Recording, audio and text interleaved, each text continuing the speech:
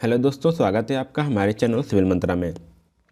दोस्तों, हम आपको जैसे पता है कि हम यहाँ पर एक कंक्रीट टेक्नोलॉजी की एक नई सीरीज स्टार्ट की है जिसमें हम प्रीवियस ईयर के पेपर को सॉल्व करेंगे। और दोस्तों, ये हमारा जो पेपर है वो हमारे AQ2 बीटेक के छात्रों के लिए, जो सिविल इंजीनियरिंग के छात्र हैं। और जो सब्जेक्ट है दोस्तों, ये हमारा है कंक्रीट टेक्नोलॉजी। जी हाँ दोस्तों, ये स्पेशली तैयार किया गया हमारे AQ2 के छात्रों के लिए। दोस्तों, आप यहाँ पर जो हमारे AQ2 के छात्र हैं, बीटेक के हैं, सिविल इंजीनियरिंग कंक्रीट टेक्नोलॉजी, ये तैयार किया गया दोस्तों, मेरे द्वारा खुद तैयार किया गया है।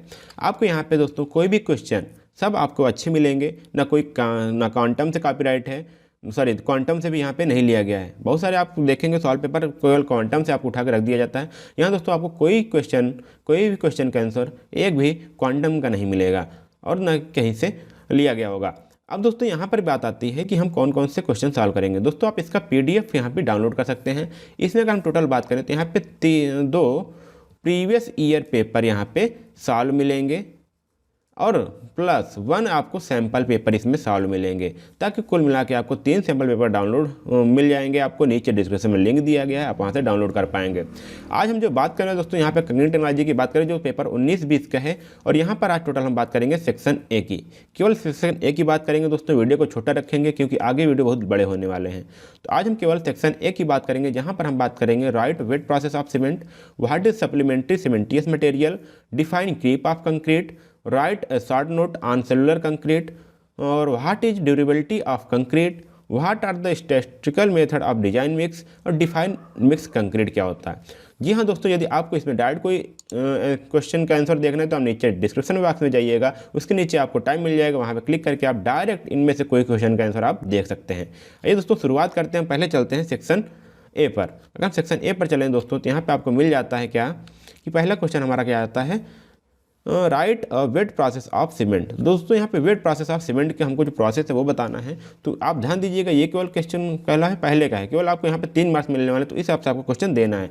सेक्शन A में हमारे 7 क्वेश्चन होते हैं, जिसमें से हमको पर क्वेश्चन 3 नंबर मिलता है, इसलिए हमको टोटल 21 नंबर का हमारा सेक्शन A होता है। तो अगर हम यहाँ बात करें वेट प्रोसेस ऑफ सीमेंट की, तो यहाँ पर हम वेट प्रोसेस की बात करेंगे। तो इधर क्या लिया जाता है, क्ले लिया जाता है, इधर लाइमस्टोन लिया जाता है। इसमें हम वाटर को क्ले से धुलाई कर देते हैं, वाश मिल करते हैं, उसके बाद हम इसको स्टोरेज करके लेते हैं किसी बेसिन में। फिर इसके इधर लाइमस्टोन को क्रश कर लिया जाता है, फिर इसको स्टोर कर लिया जाता है।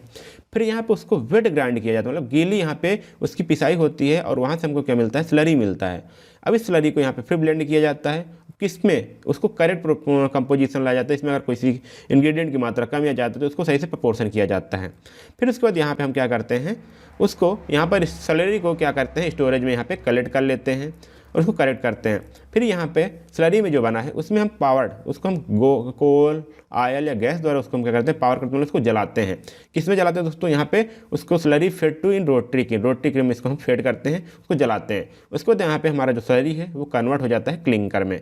क्लिंकर में कन्वर्ट हो गया तो अब दोस्तों क्या होता है, क्लिंकर के बाद में हम जिप्सम मिलाते हैं। तो यहाँ पे हमको 2 से 3% हम यहाँ पे जिप्सम मिलाते हैं, और इसको क्लिंकर को हम किस में पीसते हैं, बाल मिल में यहाँ पे पीसते हैं। फिर आप ट्यूब मिल भी यहाँ पे यूज कर सकते हैं।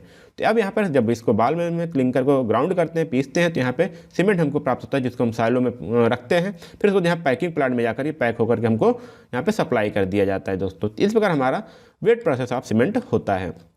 फिर हमारा अगला क्वेश्चन आ जाता है दोस्तों, question B, what is supplementary cementitious material. दोस्तों, हम इसको SCM भी बोलते हैं, SCMs, क्योंकि ये क्या है, सप्लीमेंट्री सीमेंटियस मटेरियल। दोस्तों, ये ऐसे मटेरियल है जिसको हम जिसमें हम सीमेंटिंग प्रॉपर्टी होती है, और सीमेंट की तरह इसको हम यूज भी कर सकते हैं, या फिर सीमेंट में जिसको सहायक होते हैं। आप इसको अगर बढ़ेंगे तो समझ में आ जाएगा। Supplementary cementitious material SCMs contribute to the properties of hardened concrete through hydraulic और पोजोलानिक एक्टिविटी। अब दोस्तों यहाँ पे क्या है कि ये भी क्या करते हैं, कंक्रीट को प्रॉपर्टी प्रदान करते हैं, हार्ड करते हैं, प्रॉपर्टीज ऑफ हार्डन्ड उसको भी जमाते हैं, जैसे कि हाइड्रोलिक या फिर पोजोलानिक एक्टिविटी के कारण। अब ये क्या होता है दोस्तों, आप इसको एग्जांपल ले सकते हैं। जैसे टिपिकल एग्जांपल और किसके हैं, फ्लाई एश हो जाता है हमारा, स्लैग सीमेंट हो जाता है। तो स्लैग सीमेंट को हम क्या बोलते हैं, इसको इस नाम से भी जानते हैं, ground granulated blast furnace slag. जी हाँ दोस्तों, जैसे यहाँ पे कुछ ब्लास्ट फर्नेस लगे हैं, किससे आयरन को यहाँ पे निकालते हैं, बनाते हैं, तो उसमें कुछ क्या होता है, ब्लास्ट में इसको या भट्टियों में इसको हम करते हैं, इसमें से राख निकलती है, उसी को हम यहाँ बोलते हैं ground granulated blast furnace slag. इसको हम दोस्तों आगे डिटेल में बात करेंगे। और यहाँ पे सिलिका फ्यूम हमारे क्या हो जाते हैं, पोजोलानिक एक्टिविटी हो जाते हैं। अब these can be used individually with the Portland और blended cement. Or in different combination. ये हम इसको या चाहे अकेले यूज करें, किसी पोर्टलैंड के साथ सीमेंट के साथ यूज कर सकते हैं, या फिर ब्लेंडेड सीमेंट के साथ, या फिर कई सारे कॉम्बिनेशन के साथ इसको हम यूज कर सकते हैं जो हमारे सीमेंटिंग मटेरियल हैं। SCMs are often added to concrete to make concrete mixture more economical. इसको हम क्यों यूज करते हैं? कंक्रीट मिक्सचर को मोर इकोनॉमिकल बनाने के लिए, उसकी परमेबिलिटी मतलब कि जो पानी की क्षमता है, मतलब जो इस पारगम्यता है उसकी, उसको कम करने के लिए, इंक्रीज स्ट्रेंथ, उसकी स्ट्रेंथ को बढ़ाते हैं, और यहाँ पर अदर जो प्रॉपर्टीज़ हैं उसको भी बढ़ाने के प्रभाव करने के लिए। जैसे यहाँ पे एससीएम्स मिलाने पर हमारे जो केमिकल अटैक हैं वो कम होते हैं और कम अफेक्ट करती है कंक्रीट को। तो दोस्तों इस प्रकार से हमारे अदर प्रॉपर्टीज भी आ जाती हैं। इस प्रकार हम यहाँ बात करते हैं एससीएम्स क्या होते हैं और एससीएम की प्रॉपर्टी क्या हो जाती है। फिर दोस्तों हमारा अगला क्वेश्चन आ जाता है, दोस्तों बिल्कुल इजीली क्वेश्चन और मोस्ट इंपॉर्टेंट क्वेश्चन आ जाता है, डिफाइनिंग क्रीप ऑफ कंक्रीट। तो कंक्रीट क्या होती है ये हमको डिफाइन करने के लिए आता है। तो यहाँ पे दोस्तों अगर हम आंसर में लिखना चाहें तो क्या होता है, the increase of strain in concrete with time under sustain stress is termed as creep. जी हाँ दोस्तों, हम क्या करते हैं, कंक्रीट को स्ट्रक्चर बनाते हैं, उस पर हम लोड अप्लाई करते हैं, मतलब कि स्ट्रेस अप्लाई करते हैं, और हुक्स लॉ बोलता है कि स्ट्रेस हम जहाँ पे होता है वहाँ पे हमारा स्ट्रेन आता है। तो जो हमारा स्ट्रेन मतलब स्ट्रेन में इंक्रीजमेंट होता है किस कारण, टाइम के साथ, और किसी सस्टेन मतलब कि स्ट्रेस मतलब किसी अप्लाइड स्ट्रेस के कारण, तो उसको हम बोलते हैं क्रीप। मतलब क्या है, जैसे हम विकृत बोलते हैं, स्ट्रेन बोलते हैं, उसी को हम यहाँ पे कंक्रीट टेक्नोलॉजी में हम क्या यूज करते हैं, क्रीप। अगर हम बात करें इस पर कौन कौन से फैक्टर अफेक्ट करते हैं, तो यहाँ पे बात आते हैं important factor influencing creep are type of aggregate, cement, admixture, entrained air, mix proportion and mixing time and consolidation, age of concrete and temperature etc। दोस्तों क्रीप देखिए कितने फैक्टर इसको अफेक्ट करें। जैसे देखिए यहाँ पे एग्रीगेट कौन सा हम यूज कर रहे हैं, उसके कारण हमारे क्रीप उत्पन्न हो सकते हैं। सीमेंट कौन सा यूज कर रहे हैं, एडमिक्सचर कौन सा यूज कर रहे हैं, इसमें इंट्रेंड एयर, उसमें अंदर उसमें एयर की मात्रा कितनी है जब हम उसको सेट कर रहे थे, उसका प्रोपोर्शन क्या है, और उसमें टाइम कितना मिक्स लगा, उसका कंसोलिडेशन कितना किया गया, और उस कंक्रीट की एज कितनी है, और प्लेसिंग करते समय टेम्परेचर या भी किस टेम्परेचर का इन्वायरमेंट वो प्लेस किया जा रहा है। तो इस प्रकार दोस्तों क्रीप बहुत ही इंपॉर्टेंट हो जाता है हमारे कंक्रीट टेक्नोलॉजी के पॉइंट ऑफ व्यू से। तो हम इसको भी देखते हैं क्रीप कितना होता है। अब आता है दोस्तों क्वेश्चन डी। दोस्तों आप इसका PDF आप डाउनलोड कर सकते हैं नीचे डिस्क्रिप्शन लिंक में लिंक से, जहाँ पर आपको तीन सवाल पेपर मिलेंगे। 2 हमारे रहेंगे प्रीवियस ईयर पेपर रहेंगे, PYP रहेंगे, प्लस 1 सैम्पल पेपर मिलेंगे आपको SP। अब यहाँ बात आती है क्वेश्चन डी की, right a short note on cellular concrete. अब दोस्तों सेलुलर कंक्रीट की बात करें, लाइट वेट की बात कर रहे हैं, सॉरी यहाँ पे सेलुलर कंक्रीट को ही हम यहाँ पे लाइट वेट कंक्रीट भी बोलते हैं। क्या देखिए, सेलुलर लाइट वेट कंक्रीट या foam concrete is a light weight, मतलब हल्के होते हैं सेलुलर कंक्रीट। आज दोस्तों एक ब्लॉक देखे होंगे, उसमें आजकल बड़े बड़े बिल्डिंग लग रहे हैं जिसको हम AAC ब्लॉक कहते हैं, तो वो भी हमारे सेलुलर कंक्रीट में ही आते हैं। इसमें क्या होता है, छोटे छोटे पोर्स होते हैं, अभी बात करेंगे यहाँ पे। Building material combining good mechanical strength with low thermal conductivity and ease of working. दोस्तों यहाँ 3 चीज़ें बात की गई। इसकी मैकेनिकल स्ट्रेंथ क्या होती है, अच्छी होती है, और इसका थर्मल कंडक्टिविटी क्या होता है, कम होता है, जिस कारण हमारे क्या होती है, ये इंसुलेटर का भी काम करती है, और साथ में ईज ऑफ वर्किंग, क्योंकि दोस्तों अगर ये लाइट होने के साथ हम इसको जो मेजनरी वर्क में उसको हम अधिक से इस्तेमाल कर सकते हैं। कोई भी जो हमारी मेसन है उसको आसानी से अधिक काम करके कंक्रीट को बना सकते हैं। इससे SSC ब्लॉक भी का ईट आता है, तो उसी प्रकार आप यहाँ पे समझ सकते हैं ease of working.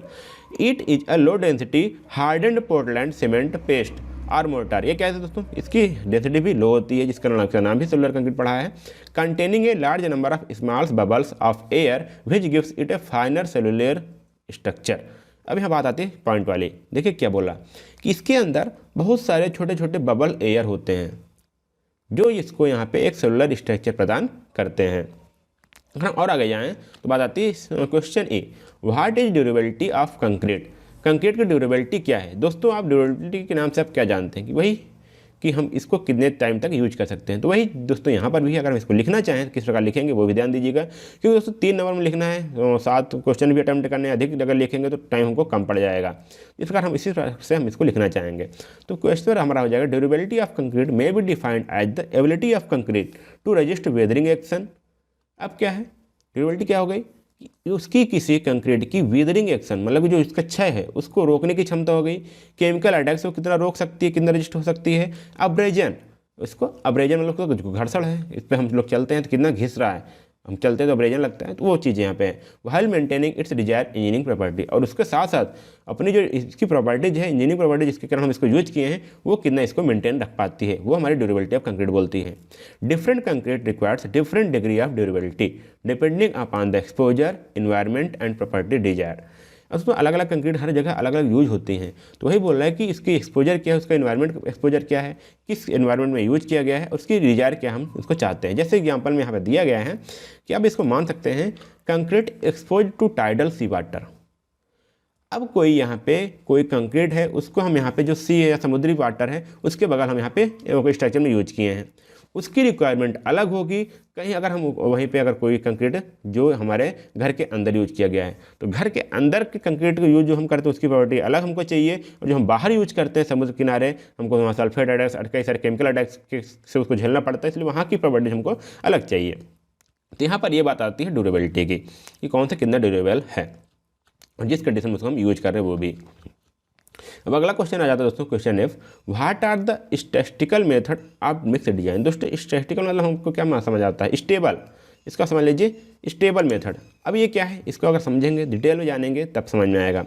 Statistical method also termed as statistical experiment design method. अब दोस्तों इसके नाम कई सारे हैं, जैसे यहाँ बोल गया स्टैटिस्टिकल एक्सपेरिमेंट डिजाइन मेथड, या फिर इसको बोलते हैं डिजाइन ऑफ एक्सपेरिमेंट मेथड, या फिर एम्पिरिकल मेथड बोलते हैं इसको, और आल्सो यूज फ्रिक्वेंटली। अब यहाँ पे आपको कुछ समझ में आया होगा, जैसे हम एम्पिरिकल मेथड बोल दिए तब आपको तुरंत समझ में आ जाएगा इसका केवल कोई मेथड बनाने नहीं है, इसको हम केवल एक्सपीरियंस के बेसिस को हम यूज करते हैं। जी हाँ दोस्तों, क्योंकि यहाँ पर लिखा है design of experience experiment method. अभी कैसे बनता है यहाँ पे ये देखिए, in obtaining the optimum concrete mixture design, हमको जो ऑप्टिमम जो हमारा मिक्स डिजाइन हमको निकालना है उसके लिए हम क्या करते हैं statistical method are an improvement. ये क्यों इम्प्रूवमेंट है, किस पे देखिए, ओवर फुल एक्सपेरिमेंटल मेथड, पूरी तरह से एक्सपेरिमेंट पे डिपेंड करता है और किसी पे नहीं। अभी हम लोग क्या पढ़ते हैं कि इतना ये डाल दीजिए, इतना ये डाल दीजिए, इतना सीमेंट, इतना एग्रीगेट, तो वहाँ पे हमको मानना पड़ जाता है। लेकिन अगर हमको केवल चाहिए तो यहाँ पे हम अगर हम केवल टोटल एक्सपेरिमेंट पर डिजाइन कर रहे हैं तो हमारी स्टैटिस्टिकल मेथड हो जाता है, in which instead of selecting one starting mix, किसी एक स्टार्टिंग मिक्स प्रोपोर्शन को हम सिलेक्ट नहीं करते, और फिर सिलेक्ट करके हम क्या करते हैं उसमें हम adjusting by the trial and error for the achieving the optimal solution. हम जिस सोल्यूशन पर पहुंचना चाहते हैं, जितने हमको डिजायर स्ट्रेंथ हमको चाहिए, उसके लिए हम क्या करते हैं ट्रायल एंड एरर करते हैं, बार बार उसको उसमें मात्रा को, किसी प्रोपोर्शन को, किसी इंग्रेडिएंट को क्या में ज़्यादा कर करके हम उस डिजायर प्रॉपर्टी तक हम उसको पहुँचते हैं। तो a set of trial batches covering a chosen range of properties for each mixture component is defined according to established statistical procedure। तो यहाँ हम कई सारे बैच ट्रायल बैच करते हैं, फिर उसके बाद हमको जो डिजायर होना चाहिए, जिस हमको टेस्ट पर हमको जो चाहिए डिजायर प्रॉपर्टी वो मिल जाती है, तो उसको हम क्या करते हैं उसको हम इस्टेब्लिश कर देते हैं स्टैटिस्टिकल प्रोसीजर के लिए। मतलब उसी को हम मान लेते हैं कि इस प्रकार से इस प्रोपोर्शन में इसको मिलाएंगे तो हमको इतनी स्ट्रेंथ मिलेगी। तो ये स्टैटिस्टिकल मेथड है, बिल्कुल एम्पिरिकल है। अब दोस्तों यहाँ पे सेक्शन ए का लास्ट क्वेश्चन आता है जी।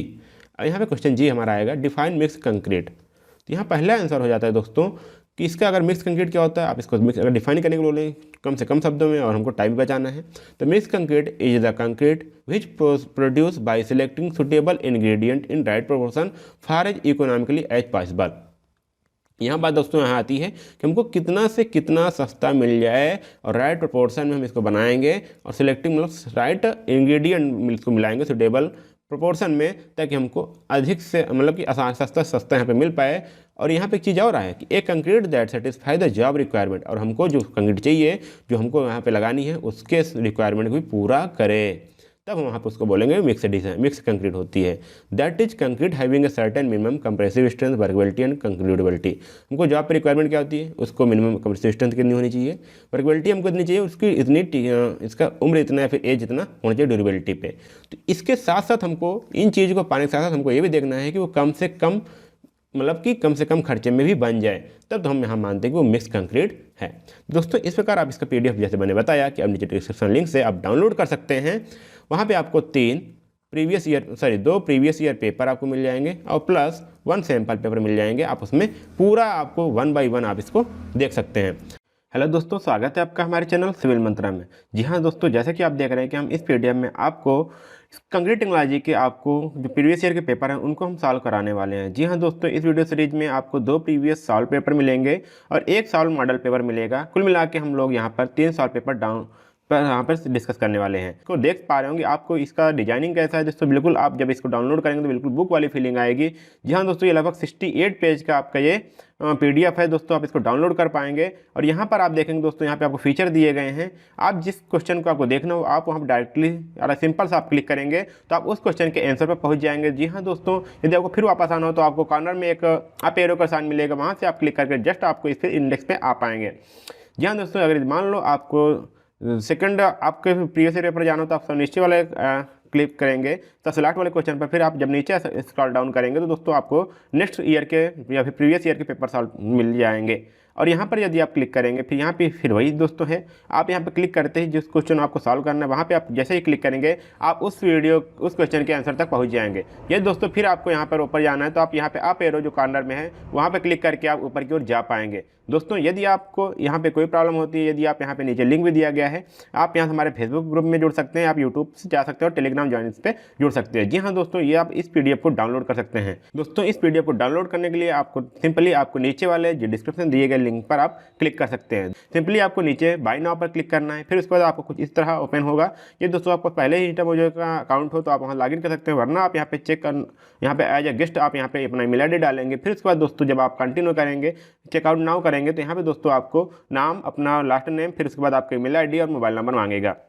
दोस्तों आप सिंपली यहाँ पे क्या करेंगे, कंटिन्यू करेंगे। दोस्तों यहाँ पे कंटिन्यू करने के बाद ही आपको यहाँ पर कुछ इस प्रकार का पेज में ओपन होगा, जिसमें आपको 25 रुपये यहाँ पे इसका पेज मिलेगा और साथ में आपको दोस्तों यहाँ पे कन्वीनियंस फीस मिलेगी जो आपको यहाँ पे इंस्टामोजो द्वारा चार्ज किया जाता है। जी हाँ दोस्तों, आप इसके बाद यहाँ पे मेक पेमेंट पे जाएंगे तो यहाँ कुछ देर तक आपको प्रोसेसिंग चलेगा। फिर दोस्तों आपको यहाँ पे टोटल अमाउंट देगा। जैसे देखिए दोस्तों यहाँ पे 25 रुपये प्लस 6 रुपये। दोस्तों ये तो इंस्टामोजो का ही है, इसमें हम कुछ नहीं कर सकते। तो यहाँ पे आपको क्या करना है, आपको यहाँ पेमेंट टाइप मिल जाएगा। आप जो चाहे इसमें चाहे भीम ऐप, गूगल पे, Paytm, credit card, debit card, net banking, जितने भी दोस्तों आपके पास ऑप्शन हो वहाँ से आप डाउनलोड करके उसके द्वारा आप यहाँ पे पेमेंट कर पाएंगे। दोस्तों इसके बाद हम क्या करेंगे, आपको जब यहाँ पे आगे जाएंगे तो आप कुछ यहाँ पर इस प्रकार का इंटरफेस आएगा जहाँ पर लिख रहेगा पेमेंट सक्सेसफुल, और यहाँ पे आपके पास ID होगी, नीचे आपके मेल ID पर भी एक लिंक जाएगा, एक मेल आएगा।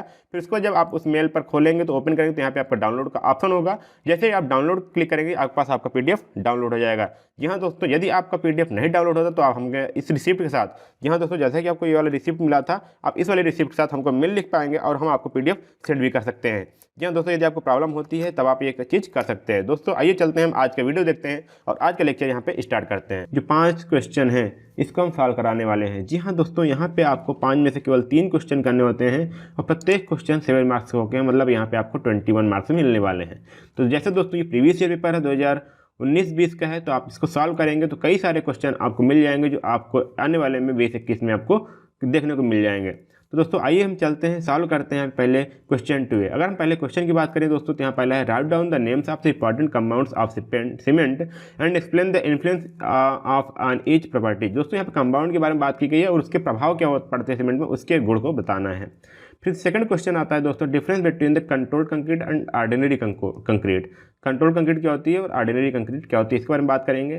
फिर बात आती है right the factors to be considered for a mix design. तो मिक्स डिजाइन करते समय हम कौन कौन से फैक्टर को कंसीडर करते हैं वो सारी चीज़ें हम देखेंगे यहाँ पे। और यह बात आती है what is the necessary to add gypsum in the manufacturing of cement. Cement को यहाँ पे जिप्सम ऐड करना, सीमेंट को बनाते समय जिप्सम ऐड करना क्यों जरूरी हो जाता है। जी हाँ दोस्तों, क्योंकि ये जो क्वेश्चन है 7 मार्क्स का है, इसलिए यहाँ पे ये छोटे से काम नहीं चलेगा, हम वहाँ पे देखेंगे किस प्रकार लिखा जाएगा। फिर यहाँ पे बात आते हैं, अगला क्वेश्चन आता है what is the readymade concrete and also explain its advantage and disadvantage. जी हाँ दोस्तों, RMC आजकल फेमस है, ये क्वेश्चन आ ही जाता है। आइए हम दोस्तों सभी के बारे में डिटेल बात करते हैं। दोस्तों यदि आप इसमें से कोई एक स्पेसिफिक क्वेश्चन के बारे में आंसर जानना चाहते हैं दोस्तों नीचे डिस्क्रिप्शन बॉक्स में जाइएगा, वहाँ पे आप क्वेश्चन मिलेगा, उसके साथ टाइम मिलेगा, वहाँ पे आप क्लिक करके डायरेक्ट उस क्वेश्चन को सॉल्व करते हुए देख सकेंगे। तो जैसा कि दोस्तों हम आ गए हैं सेक्शन B में और हमारा जो पहला क्वेश्चन है वो है question 2A write down the names of important compounds of cement and explain the influence of each on properties of cement. दोस्तों यहाँ पे बहुत सारे बच्चे कंफ्यूज हो जाते हैं जब पूछता है इस बारे में। यहाँ पे दोस्तों लिखा है क्या कंपाउंड्स, और यहाँ पे कभी पूछ लेते हैं इंग्रेडिएंट्स। तो कौन सा आंसर देना है दोस्तों वो बात समझते हैं। दोस्तों जो सीमेंट के कंपाउंड हैं वो 4 ही हैं, जिसको हम बोलते हैं C2S, C3S, C3A और C4AF। अगर इंग्रेडिएंट पूछता है तब दोस्तों हमको सिलिका, मैग्नीशिया, एल्युमिनियम और अदर चीज़ें यहाँ पे लिखनी है। लेकिन यहाँ पे कंपाउंड पूछा है तो यहाँ पे आपको जो बोग कंपाउंड होते हैं उसी के बारे में लिखना है। तो अगर हम बात करें बोग कंपाउंड क्या है तो यहाँ पे दोस्तों आप 4 कंपाउंड मिलते हैं जो क्लिंकर में हमारे होते हैं। अगर इंग्रेडिएंट ऑफ क्लिंकर पूछे तब भी आपको यही पे लिखना है, अगर क्लिंकर के बारे में पूछता है तब भी आपको यही चारों चीज़ लिखनी है। देखिए यहाँ पे पहला क्या था, ट्राई कैल्शियम सिलिकेट। इसका जो फार्मूला होता है दोस्तों 3CaO.SiO2। यहाँ पे मतलब इसको हो गया कैल्शियम, यहाँ पे होगा सिलिकेट, और 3 कैल्शियम है तो इसलिए यहाँ पे ट्राई कैल्शियम सिलिकेट लिखा गया है। इसको अगर हम छोटे में लिखना चाहते हैं तो यही होता है C3S। इसका जो परसेंटेज होता है सीमेंट में दोस्तों होता है 25 से 50%। अगर हम और आगे बात करें डाई कैल्शियम सिलिकेट की तो इसका जो फार्मूला था दोस्तों होता है 2CaO.SiO2। तो यहाँ पे दोस्तों कैल्शियम हो गया, सिलिकेट हो गया, 2 है तो यहाँ पे इसलिए डाई लगा हुआ है, तो इसलिए यहाँ पे इसका फार्मूला बनता है C2S। और इसकी जो परसेंटेज है सीमेंट में वो होती है 20 से 45%। अगर और हम आगे चलते हैं तो यहाँ पे दोस्तों आपको मिलता है ट्राई कैल्शियम एल्यूमिनेट। अब दोस्तों यहाँ बात करें ट्राई कैल्शियम मतलब 3 कैल्शियम होगा और 1 एल्यूमिना होगा, तो 3 कैल्शियम 3CO और L2O3। इसको अगर हम शॉर्ट फॉर्म लिखते हैं C3A, तो इसका जो परसेंटेज होता है दोस्तों होता है वो 5 से 12%। ये दोस्तों ध्यान दीजिए, कहीं कहीं एग्जाम में पूछ सकता है, और थ्योरी में अगर आपको यहाँ पूछ रहा है तो आसानी से अगर याद रहेगा तभी आप लिख पाएंगे, नहीं तो भूलते ही रह जाएंगे कितना परसेंटेज होता है। अब बात आती है दोस्तों यहाँ पे कि टेट्रा कैल्शियम एल्यूमिनोफेराइड। अब यहाँ पे आ गया टेट्रा मतलब कि 4, तो कैल्शियम हो गया, 4 कैल्शियम हो गया, एल्यूमिना हो गया, साथ में फेराइड भी है। तो इस प्रकार अगर हम इसको छोटा फॉर्म लिखना चाहें तो C4AF। देखिए 4 कैल्शियम एल्यूमिनोफेराइड, इसका जो परसेंटेज दोस्तों 6 से 12 है। लेकिन दोस्तों पूछा था कि हमको सभी के बारे में, ईच प्रॉपर्टी सभी के बारे में सीमेंट में क्या क्या प्रॉपर्टीज प्रभावित करती हैं उसके बारे में हमको लिखना है, तो इसको इसलिए तो यहाँ पे 7 नंबर में दिया गया है। आइए हम दोस्तों एक एक करते हैं। दोस्तों यहाँ पे हो सकता है आपको ज़्यादा देखने को मिले, लेकिन दोस्तों अगर आप यहाँ ज़्यादा देखेंगे तभी आप वहाँ एग्जाम में थोड़ा कर पाएंगे। अब यहाँ बात है ट्राई कैल्शियम सिलिकेट। पहला बात करते हैं C3S की, 25 से 50% जो होता है। अब ये क्या करता है, देखिए it is considered as a very good strength compound, it enables the clinker to grind. अब यहाँ पे क्या आ रहा है, गिजली। अब यहाँ पे आ रहा है कि ये क्या होता है, कंसिडर एक अच्छी स्ट्रेंथ वाला कंपाउंड माना जाता है, क्योंकि ये हमको कंपाउंड स्ट्रेंथ भी देता है। और ये एक क्लिंकर को क्या करता है, आसानी से मतलब कि आसानी से पिसने योग्य बनाता है, ताकि हमारी जो क्लिंकर आसानी से पिस उठे और महीन फार्म हमको फाइनेंस मिल जाए। अब बात आती है अगला, 8 hydrates rapidly generates high heat and develop early hardness and strength. जी हाँ दोस्तों, जो हमको 10 घंटे में जो हमको मिलता है वो इसी कारण मिलता है, 10 से जो आगे स्ट्रेंथ मिलता है वो इसी कारण मिलता है, क्योंकि ये क्या आता है, जल्दी से हाई हीट जनरेट करता है, मतलब इसमें उसमें ज़्यादा निकलती है और जल्दी से जो जम जाता है और स्ट्रेंथ भी देता है। ये सारी चीज़ें होती हैं इसके कारण। अब बात आती है it increase the resistance of freezing and thawing. ये क्या मतलब है दोस्तों, फ्रीजिंग एंड थॉविंग का, फ्रीजिंग मतलब जमना और थॉविंग मतलब विलगन, इसको बोलते हैं विगलन, मतलब कि जब गलना को बोलते हैं विगलन। तो ये उस प्रभाव को कम करती है, क्योंकि टेम्परेचर के वेरिएंस कारण ये सारी चीज़ें होती हैं, तो उसके प्रभाव को ये क्या करती है, कम करती है। इसका नाम क्या है, C3S में ये चीज़ पाया जाता है।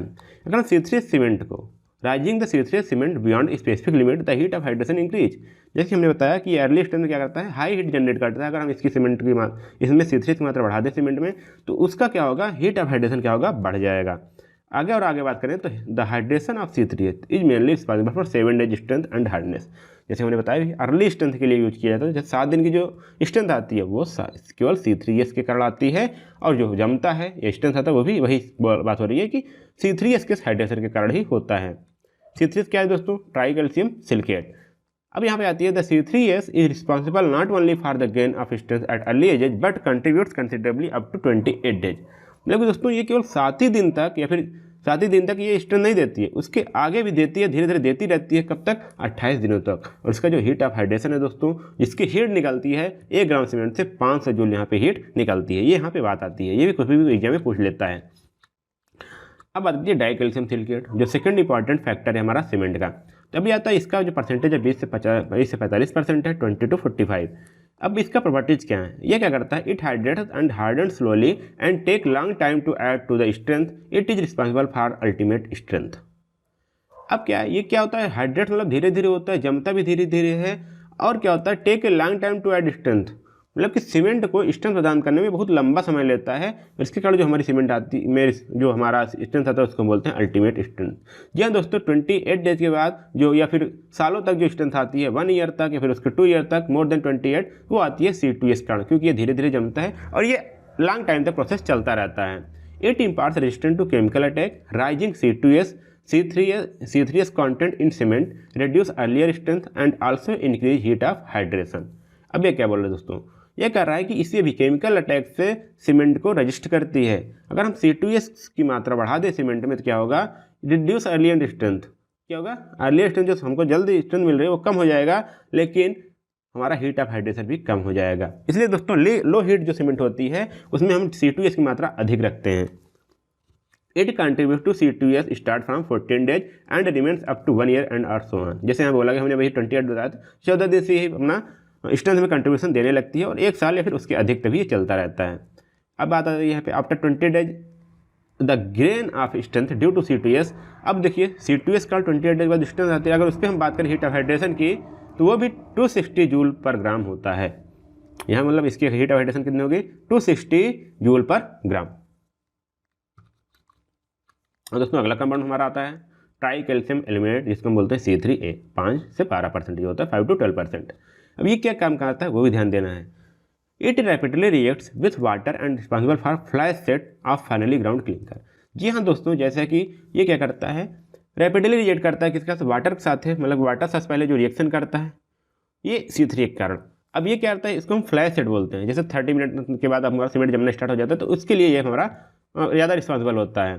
The flash set rapidly cement clinker is prevented by adding A retarder gypsum 2 to 3%। अब दोस्तों ये और जल्दी जमता है, लेकिन क्या करता है, इसको रोकने के लिए देखिए हम कंक्रीट को जो अपना प्लेस है उसको आसानी से जो हमारा जहाँ पे हमको रखना है कंक्रीट को उस सरफेस आसानी से प्लेस कर सके, उससे पहले न जम पाए, इसलिए हम इसमें जिप्सम मिलाते हैं ताकि जल्दी से न जम न पाए। उसकी परसेंटेज कितनी जिप्सम की 2 से 3% होती है। Least stable compound because it is responsible for maximum heat of hydration and very less durable with respect to the susceptible characters in structure. अब क्या है दोस्तों, ये बहुत ही लीस्ट कंपाउंड है, मतलब कि थोड़ी कम मात्रा में है भी, और क्या है कि ये मैक्सिमम हीट ऑफ हाइड्रेशन है। इसके जब रिएक्ट करते हैं तो हीट की मात्रा अधिक निकलती है। और ये क्या होता है, वेरी लेस ड्यूरेबल, मतलब इसकी ड्यूरेबल नहीं है, क्योंकि क्या करता है ये स्ट्रक्चर में क्रैक उत्पन्न करता है। सस्केप्टिबल है किसके लिए, क्रैक के लिए। इस क्रैक्स के लिए ये माना जाता है कि अगर इसकी मात्रा ज़्यादा कर देंगे तो ये जो हमारे स्ट्रक्चर है फिर कंक्रीट में क्या होगा, क्रैक्स उत्पन्न होने लगेंगे, जिससे वो उसकी ड्यूरेबिलिटी क्या हो जाएगी, कम हो जाएगी।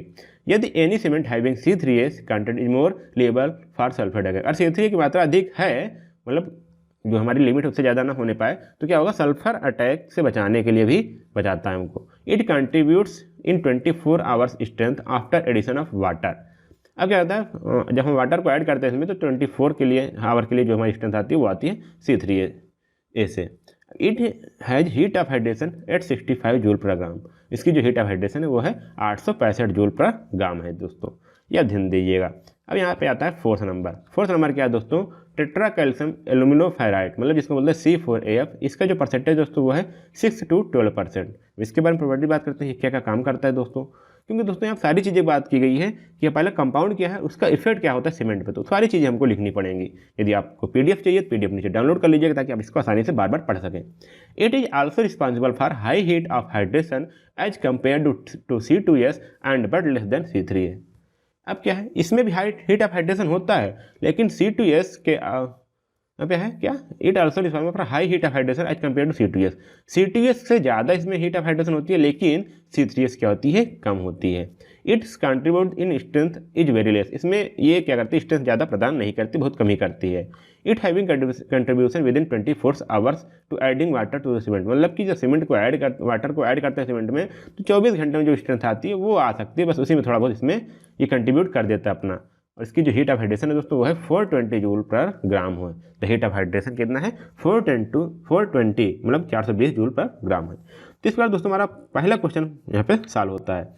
अब बात करते हैं दोस्तों क्वेश्चन 2 का B। दोस्तों ये वीडियो थोड़ा लंबा जाएगा, आप इसको आराम से लगा लीजिए, सुनते रहिए और देखते रहिए, बस आपका क्वेश्चन सॉल्व होता रहेगा। अब यहाँ क्वेश्चन क्या है, difference between the control concrete and ordinary concrete. अब यहाँ साधारण कंक्रीट क्या होती है, कंट्रोल कंक्रीट होती है, इसके बारे में हमको दोनों में अंतर लिखना है। तो डिफरेंस लिखने में दोस्तों अच्छा उपाय यही है कि दोनों बगल बगल लिख दीजिए, उसमें हमको लिखना चले जाए। और दोस्तों यहाँ पे 7 नंबर क्वेश्चन है, तो इस बार हमको कुछ लिखना भी पड़ेगा। पहला क्या है, कंट्रोल कंक्रीट। तो कंट्रोल कंक्रीट में हम लिखेंगे, control concrete is defined on the basis of weight. इसको हम जब यहाँ पे इसको मिक्स करते हैं तो कैसे करते हैं, यहाँ पे वेट के आधार पर करते हैं। और वहीं पे ऑर्डिनरी कंक्रीट जो होती है, हमारे जो बगल घर बनता है, स्ट्रक्चर कोई भी मकान बनता है, तो उसमें वॉल्यूम के अकॉर्डिंग हम यहाँ पे मिक्सिंग करते हैं कि 2 4 6 जो भी होता है, हमारा वाटर लेना है 2 4 सैंड लेना है 6 एग्रीगेट, इस प्रकार से जो भी होता है हम यहाँ पे देखते हैं, तो हमारा आता है ऑर्डिनरी कंक्रीट में। It is also known as design mix concrete. कौन सा, कंट्रोल कंक्रीट को हम बोलते हैं डिजाइन मिक्स कंक्रीट, और इसको हम बोलते हैं नॉर्मल मिक्स कंक्रीट या फिर वॉल्यूम बैचिंग। अब यहाँ पे आगे बात करें तो इट इज परफॉर्मेंस। कौन सा, कंट्रोल कंक्रीट की बात करें तो यहाँ पे आएगा, इसको हम बोल सकते हैं CC, control concrete. It is performance based concrete where the choice of ingredients and proportion are left to the designer to be decide. मतलब कि इसको हम परफॉर्मेंस बेस्ड, मतलब कि हमने परफॉर्मेंस पे इसको मिक्स करते हैं, और जो इसका इंग्रेडिएंट्स है कितना हमको डालना है वो कौन डिजाइन करता है, इंजीनियर करता है, या फिर कोई डिजाइनर डिसाइड करता है कितने इसमें किस मात्रा में या क्या प्रोपोर्शन में कौन सा इंग्रेडिएंट लेना है। वहीं पर जो हमारा ऑर्डिनरी कंक्रीट है इसको हम OC बोल सकते हैं। In this type of mix all the ingredients are prescribed and their proportion are specified. मतलब कि इसका जो इंग्रेडिएंट्स है कितना लेना है और उसका अनुपात क्या होगा वही हमारा यहाँ पे दिया है। जैसे हम पढ़े होंगे 2:4:6, 2:4:6, या फिर 1 या कुछ भी होगा 1.5:3। ये सारे दोस्तों हैं, क्योंकि मतलब यहाँ पे क्या है कि हमको 2 सीमेंट लेना है, 4 सैंड लेना है और 6 क्या लेना है, एग्रीगेट। इस प्रकार से यहाँ पे प्रिस्क्राइब है। ये किसके लिए है, ऑर्डिनरी कंक्रीट के लिए है। लेकिन दोस्तों यहाँ पे मिक्स्ड डिजाइन के लिए ऐसा कोई नहीं है। अब बात करते हैं 4th में, कंट्रोल कंक्रीट में be used for concrete higher than M20। अगर M20 से ज़्यादा है यहाँ पे कंक्रीट, मतलब M20 के दोस्तों आप जानते हैं 20 क्या है, characteristic strength after 20 days of 150 mm3 ये होता है। तो यहाँ पे आप इसको देख सकते हैं। अब बात करते हैं ऑर्डिनरी कंक्रीट में क्या होता है कि यहाँ पे अगर M20 ले सकते हैं लोअर, इससे लोअर जो होते हैं वो आते हैं हमारे ऑर्डिनरी कंक्रीट में। 5 बात करें तो यहाँ पता है it is design for structural work to gain quality, strength and durability. अभी क्या है, इसके लिए कहाँ पे यूज करते हैं, जहाँ पे हमको क्वालिटी चाहिए, स्ट्रेंथ चाहिए और ड्यूरेबिलिटी चाहिए। और यहाँ पे नॉर्मल प्लेन सीमेंट कंक्रीट के लिए हमको इसको यूज करते हैं। किसको दोस्तों, यहाँ पे बात हो गई किसकी, ऑर्डिनरी कंक्रीट की। हम प्लेन सीमेंट कंक्रीट करते हैं। कंट्रोल कंक्रीट वहाँ पे यूज होता है जहाँ पर हमको क्वालिटी चाहिए, स्ट्रेंथ चाहिए और ड्यूरेबिलिटी चाहिए। Question 2C, right factors to be considered for a mixed design. अब यहाँ पे बात आ रही है दोस्तों कि हमको मिक्स्ड डिजाइन के लिए हमको कौन कौन से फैक्टर या फिर कारक हमको शामिल करना होता है, या फिर हम किन किन चीज़ों को देख करके कोई सी भी कंक्रीट का मिक्स्ड डिजाइन करते हैं।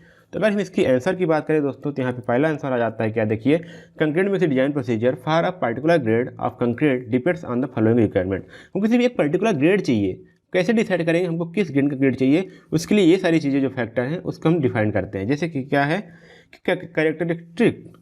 Characteristics strength of concrete required, मतलब कि उसको हमको जो कैरेक्टरिस्टिक्स स्ट्रेंथ है कितना हमको चाहिए, पहले चीज़ हो गया। सेकंड हमको डिग्री ऑफ वर्केबिलिटी रिक्वायर्ड, हमको कितना उसकी वर्केबिलिटी चाहिए। डिग्री ऑफ वर्केबिलिटी क्या होगी, कितने आसान हमको प्लेस करना है, 0.35, 0.4, आप देखते हैं वाटर सीमेंट रेशियो होता है, उस हिसाब से हम यहाँ पे इसको देखते हैं वर्केबिलिटी की भी कितनी होनी चाहिए। इसके हम क्या करते हैं, स्लम टेस्ट करते हैं, वीवी कंसिस्टोमीटर टेस्ट करते हैं, कंपैक्शन फैक्टर टेस्ट होता है, ये सारे के इसके लिए होते हैं वर्केबिलिटी के लिए। तो इसी में से हम पूछते हैं कितना डिग्री हमको चाहिए। टाइप ऑफ सीमेंट हम कौन सा यूज करने जा रहे हैं ये भी हमको चाहिए। और क्या चाहिए, maximum nominal size of aggregate, हमको कितना जो हमारा एग्रीगेट यूज होने वाला है उसका मैक्सिमम साइज कितना है वो भी हमको देखना पड़ता है। और यहाँ पे मिनिमम सीमेंट कंटेंट कितना होना चाहिए, उसमें सीमेंट की मात्रा कितनी हो, उसका वाटर सीमेंट रेशियो कितना होना चाहिए, एक्सपोजर कंडीशन कितना होना चाहिए, मतलब कि उसका इन्वायरमेंट कितना है जहाँ हम कंक्रीट को यूज करने वाले हैं। पता चला हम डिजाइन कर दिए इंडोर के लिए, इंडोर रूम के लिए, और हम यूज कर दिए जाकर सी वाटर में, तो दोस्तों अलग हो गया ना। तो इसी प्रकार हमको यहाँ पे देखना पड़ता है उसकी कंडीशन क्या है, हम कहाँ पे किस इन्वायरमेंट में उसको हम यूज करने वाले हैं। अब आती है 8th में maximum temperature of concrete eight the time of placing. जब हम कंक्रीट को या फिर प्लेस कर रहे हैं किसी स्थान पर या किसी प्लेस पर, तो उसमें वहाँ का टेम्परेचर कितना है, टेम्परेचर हायर है या फिर मिनिमम है। इस प्रकार से हम क्या करेंगे, उसमें एडमिक्सचर मिलाएंगे। Method of transporting and placing, अब हम क्या कर रहे हैं, ट्रांसपोर्ट के लिए कौन सा मेथड यूज कर रहे हैं या फिर प्लेसिंग के लिए कौन सा यूज कर रहे हैं। क्योंकि दोस्तों मान लीजिए ट्रांसपोर्टेशन में हम मान लीजिए कहीं दूर से कंक्रीट मंगा रहे हैं और क्या वो रास्ते में सेट हो जाए, या प्लेसिंग करते हुए कोई ऐसा इक्विपमेंट यूज कर रहे हैं जो सही से ऑपरेट ना होता है, फिर कोई अलग है जहाँ जो हाई इसकी जिसके लिए वर्केबिलिटी ज़्यादा रिक्वायर हो। इस प्रकार से यहाँ पे हम देखना पड़ता है कौन सा इक्विपमेंट यूज हो रहा है, मेथड कौन सा है। अब आती है डिग्री ऑफ सुपरविजन, हम जो वहाँ पे सुपरवाइजर है वो कितनी आसानी से उसको प्लेस करवा रहे हैं, एक्सपीरियंसदार हैं कि नहीं है, उसके लिए यहाँ पे हमको फैक्टर कंसिडर करना पड़ता है। उस हिसाब से हमको यहाँ पे सारी चीज़ें मिलानी पड़ती हैं, इंग्रेडिएंट को ध्यान देना पड़ता है। अर्ली एज स्ट्रेंथ रिक्वायरमेंट, हमको जल्द से जल्द कितनी एज चाहिए ताकि हम उसका फार्मवर्क हटा सकें। जितना जल्दी फार्मर हटाना है उतना जल्दी हमको स्ट्रेंथ चाहिए, तो उसके लिए भी हम यहाँ पे कंक्रीट को डिजाइन करते हैं और इसको भी हम भी फैक्टर कंसीडर करते हैं। मैक्सिमम सीमेंट कंटेंट कितना होगा, मिनिमम तो वहाँ देख लिए, मैक्सिमम कितना होगा इसको भी देखना पड़ता है। टाइप ऑफ एग्रीगेट कौन सा है, दोस्तों वहाँ साइज की बात थी, यहाँ पे एग्रीगेट की बात है, टाइप की कौन सी होनी चाहिए। और यहाँ पे है usage of admixture, type of admixture, कौन सा टाइप ऑफ एडमिक्सचर हम यूज करने वाले हैं, और condition to use such admixture, और इन एडमिक्सचर को यूज करने की कंडीशन क्या क्या है। ये सारी चीज़ें हमको यहाँ पे इतनी चीज़ें आ जाती हैं कि जो हमको फैक्टर को कंसीडर करना होता है। अब दोस्तों ये सारे क्वेश्चन सॉल्व हो गए। अब आते हैं क्वेश्चन 2D। दोस्तों आप ध्यान दीजिएगा, सेकंड में दोस्तों 5 क्वेश्चन दिए, इसमें से केवल 3 ही क्वेश्चन करने हैं और प्रत्येक क्वेश्चन कितने का है, 7 नंबर, मतलब 21 नंबर आपको यहाँ पे मिलने वाला है। अब दोस्तों यहाँ पे आप इसको चाहे जिस प्रकार सॉल्व करिए, आप चाहे जो क्वेश्चन सॉल्व करिए, लेकिन हमारा कर्तव्य है पूरे सभी क्वेश्चन को सॉल्व कराना, इसलिए हम सभी क्वेश्चन को सॉल्व करवा रहे हैं। अब इसका PDF दोस्तों नीचे डिस्क्रिप्शन लिंक में डाउनलोड कर सकते हैं। Question 2D। अब दोस्तों यहाँ पे आ रहा है कि what is necessary to add gypsum in the manufacturing of cement. दोस्तों आपको अगर बोला जाए तो आप केवल इतना ही लिखेंगे कि क्योंकि हमको क्या चाहिए, रिटार्डर काम करता है ये और हमको टाइम इंक्रीज करता है। जी हाँ दोस्तों, अगर उसी के लिखने का तरीका आ जाए तो बस उतना ही लिखना है, वही चीज़ काम करता है। लेकिन आप अगर बात करेंगे तो किस प्रकार काम करता है ये भी अगर आप समझ जाएंगे तो और अच्छी बात है। The main purpose of adding gypsum in the cement is slow down in hydration process of cement once it is mixed with water. जी दोस्तों, जैसे मैंने बताया वही बात बोली गई कि हम जो हमारा सीमेंट में जिप्सम ऐड करने का मुख्य कारण है वो ये है कि हम क्या करते हैं, हाइड्रेशन प्रोसेस को कम करते हैं। जो हमारा हाइड्रेशन प्रोसेस होता है वाटर को सीमेंट के मिक्स करने के साथ, जब हमारा हाइड्रेशन प्रोसेस कम हो जाएगा तो क्या होगा, हमको टाइम मिल जाएगा कि जब पूरी तरह हाइड्रेशन हो जाएगा तो उसके बाद सीमेंट सेट होना स्टार्ट कर देगा। तो ये चीज़ हमको टाइम बचाना है ताकि हम इसको आसानी से प्लेस कर सकें। The process involve in hydration two of the cement is that when the water is added into cement it starts react with the C3A and hardens। अब दोस्तों जब जैसे हम वाटर को मिलाए तो क्या करेगा, C3A के साथ रिएक्ट करने लगेगा और क्या होने लगेगा, जमने लगेगा। The time taken in the process is very less which does not allow the time for transporting, mixing and placing. अब इतना टाइम कम होता है कि हम उसके जो टाइम इतना कम होता है कि हम उसमें ना तो ट्रांसपोर्ट कर सकते हैं, ना तो मिक्स कर सकते हैं, ना प्लेस कर सकते हैं। तो ये सारी चीज़ें दिक्कतें आती हैं, इसलिए हम क्या करते हैं यहाँ पे, when gypsum is added into the cement and water is added it to it reaction with C3 particle take place to form ettringite. अब बात आती है कि ये इंट्रिंजाइट वर्ड क्या है, भी इसको हम समझाएंगे। अब देखिए, जिप्सम को हम सीमेंट में ऐड किए, फिर वाटर को ऐड किए, ये C3 पार्टिकल के साथ रिएक्ट करने लगा तो क्या बनेगा, एक ये दोस्तों एक कंपाउंड है इंट्रिंजाइट। अब यहाँ पे देखिए बात लिखी गई है, यहाँ से यहाँ तक हम बताएंगे। Ettringite is a primary constituents of hydration of Portland cement concrete. Its formation plays a important role in the control of setting. अब यहाँ पे बात आती है, और इसी को कंट्रोल कर लिए जो यहाँ पे जम रहा है, तो यही हमारा यही बात आती है कि ये हमारे इनिशियल सेटिंग टाइम को बढ़ा सकती है। तो ये क्या है दोस्तों, एक प्राइमरी कंस्टिट्यूएंट है जब हमारा पोर्टलैंड सीमेंट हाइड्रेशन होता है, हाइड्रेशन का प्रोसेस स्टार्ट होता है पोर्टलैंड सीमेंट का या फिर PCC का, तो वही चीज़ यहाँ पे आता है। प्राइमरी जो एक कंस्टिट्यूएंट बनता है उसको बोलते हैं इंट्रिंजाइट। इसलिए यहाँ बताना अच्छा था कि बता दें, नहीं तो आपको आगे कन्फ्यूजन होती रहती है। This ettringite is initially formed as very fine grained crystal which form a coating can the surface with C3 particles. अब यहाँ पे एक छोटा पार्टिकल, ये बिल्कुल क्या होता है, क्रिस्टल ग्रुप में तो फाइन होते हैं, जिसका के ऊपर यहाँ पे C3 पार्टिकल्स का एक सरफेस होता है। These crystals are too small to bridge the gaps between the particles of cement and the cement mix therefore remains plastic and workable. अब यहाँ पे क्या है, देखिए the crystal are too small, इतने छोटे होते हैं कि small to bridge and gaps between the particles of cement. जो सीमेंट के पार्टिकल्स हैं उनके बीच क्या होता है, ब्रिज या फिर गैप नहीं बना पाते। और यहाँ पे इसके लिए क्या होता है, रिमेन्स प्लास्टिक, और उसके लिए प्लास्टिक बने होते हैं और वर्केबल बना होता है। जब यहाँ पे जब तक हमारा गैप बना है बस, ताकि वहाँ पर उसमें वाटर क्या होता है, अंदर होता है। जैसे ही हटा तुरंत हमारा क्या हो जाएगा, सीमेंट स्टार्ट हो जाएगा। अब मान लीजिए इस प्रकार सीमेंट है, इसके बीच में वाटर फिल है, तो इतना ही वाटर टाइम है ना, जैसे ही हटा वाटर क्या हो जाएगा, पूरा फैल जाएगा, हर जगह वाटर पहुंच जाएगा, फिर वो स्टार्ट कर देगा। The time allowed for mixing, transporting and placing plays an important role in strength, composition and workability of concrete. As gypsum retards the process of hydration it turn as retarding agent of cement. अब इसके बारे में समझ चुके होंगे। अब क्या करता है, हमको टाइम चाहिए किसके लिए, मिक्सिंग करने के लिए कंक्रीट की, ट्रांसपोर्टिंग करने के लिए, उसको प्लेसिंग करने के लिए। और ये क्या करता है, एक अधिक भूमिका निभाता है किसमें, ताकि ये हमारा जो स्ट्रेंथ है, जो कंक्रीट की स्ट्रेंथ है वो मिल जाए अच्छी, उसका कंपोजिशन अच्छा हो जाए, और वर्केबिलिटी ऑफ कंक्रीट, मतलब कि कंक्रीट की वर्केबिलिटी बनी रहे। अब सीमेंट अगर हमारा मान लीजिए कंक्रीट सेट हो गया तो उसमें कौन सी वर्केबिलिटी रह गई, उसको हम कहीं प्लेस कर पाएंगे क्या, नहीं दोस्तों। इसलिए हमको वर्केबिलिटी ऑफ कंक्रीट चाहिए। As gypsum retards the process of hydration, जैसा कि जो हमारा जिप्सम है वो क्या करता है, हाइड्रेशन के प्रोसेस को कम करने लगता है, इसलिए हम इसको रिटार्डिंग एजेंट ऑफ सीमेंट भी बोलते हैं। ये सारी चीज़ें दोस्तों यहाँ पे होती हैं। अब दोस्तों एक क्वेश्चन और है जो आपको शायद कहीं मिले, यहाँ पे आप देख सकते हैं, effect of gypsum on cement concrete. अब दोस्तों जो जिप्सम क्या है सीमेंट कंक्रीट पर क्या इफेक्ट डालते हैं उसको भी देख लिया जाए, ताकि दोस्तों ऊपर वाला ना याद रहे। तो अगर आप इतना लिख दिए तब भी आपको बहुत सारे पॉइंट आप बढ़ा के लिख सकते हैं। जैसे क्या, gypsum prevent flash setting of cement during manufacturing. जब सीमेंट बन रहा होता है तब वो हमारे फ्लैश सेटिंग को रोकता है ताकि वो तुरंत जम न जाए। It retards the setting time of cement. अब यहाँ पे सीमेंट के सेटिंग टाइम को क्या करता है, कम करता है। Allow a longer working time for mixing, transporting and placing. यह हमको मिक्सिंग, मिलाने के लिए ट्रांसपोर्टिंग मतलब जो यातायात द्वारा हम एक दूसरे समय ले जाते हैं, और प्लेस करने के लिए हमको क्या करता है, एक लंबा समय प्रदान करता है। फोर्थ की बात करें, when water is mixed to cement, aluminates and sulphates get react and evolve some heat but gypsum acts as a coolant and brings down the heat of hydration। अब देखिए बात आ गई ना, हीट ऑफ हाइड्रेशन को कैसे कम करता है। अब सीमेंट को मिलाया गया जिप्सम को मिलाया गया सीमेंट में, सॉरी यहाँ पे देखिएगा water is mixed to cement, जब वाटर को हम सीमेंट मिलाते हैं तो क्या करता है, एल्यूमिना जो होती है सल्फेट क्या होती है उसके साथ क्या करने लगता है, रिएक्ट करने लगता है वाटर हमारा, फिर क्या होता है इसमें कुछ हीट उत्पन्न होने लगती है। अब जिप्सम क्या करता है, इसके लिए कूलेंट मतलब कि ठंडक काम करता है, इसको ठंडा देता है, भैया आप ऐसे में बैठ जाओ, अब हम आज से एसी लेकर के आ गए, अब तुम ज़्यादा गर्म हो नहीं पाओगे, तो वही चीज़ें हैं। And brings the down the heat of hydration, उसके क्या होता है जो हीट निकल रही है उसको कम कर देते हैं, भाई आराम से बैठ जाओ, ये सारी चीज़ें यहाँ पे होती है। अब यहाँ 5 की बात करते हैं हम। 5 में बात करें, gypsum cement possess considerably greater strength and hardness when compare to non gypsum cement. यदि हम किसी सीमेंट में जिप्सम मिलाए हैं तो वो क्या करेगी, अधिक स्ट्रेंथ देती है और हार्ड भी सही होती है, लेकिन वहीं पे किसकी तुलना में जब हम सीमेंट को नहीं मिलाते हैं तब। Water required in gypsum based cement for hydration process is less. Water required क्या होता है, हमारा वाटर रिक्वायर्ड होता है in gypsum based cement for hydration process is less, जिसमें हम जिप्सम बेस्ड, जिसमें सीमेंट में हम जिप्सम मिलाएं उसमें वाटर भी कम यूज होता है, किसके लिए, हाइड्रेशन प्रोसेस के लिए, उसमें हम वाटर को कम यूज करना पड़ता है। इस पर हमारा यहाँ पे बात आती है इफेक्ट ऑफ जिप्सम की। अब आते हैं दोस्तों question 2E, what is ready mix concrete, also explain its advantage and disadvantages. और रेडी मिक्स कंक्रीट क्या है, इसके एडवांटेज डिसएडवांटेज क्या है, उसको भी हम यहाँ पे समझ लेते हैं। दोस्तों RMC आजकल बहुत ही फेमस वर्ड है, क्योंकि आप कहीं भी हाईवे या फिर कहीं कंस्ट्रक्शन वर्क देखते होंगे तो हमेशा एक ट्रांजिटर आता है जिसमें हम कंक्रीट भरा होता है जो गोल गोल घूमता रहता है, अलग गाड़ी होती है उसमें कंक्रीट भरी होती है, तुरंत आती है आपके जहाँ काम करना हो तो वहाँ पर रखती है, प्लेस करती है, फिर वो चली जाती है, तो उसी को हम बोलते हैं रेडी मिक्स कंक्रीट। वहाँ पर डिजाइन हुआ पूरा तैयार हुआ कंक्रीट आता है। अब यहाँ बात करते हैं उसके बारे में आसानी से और डिटेल में जान पाएंगे।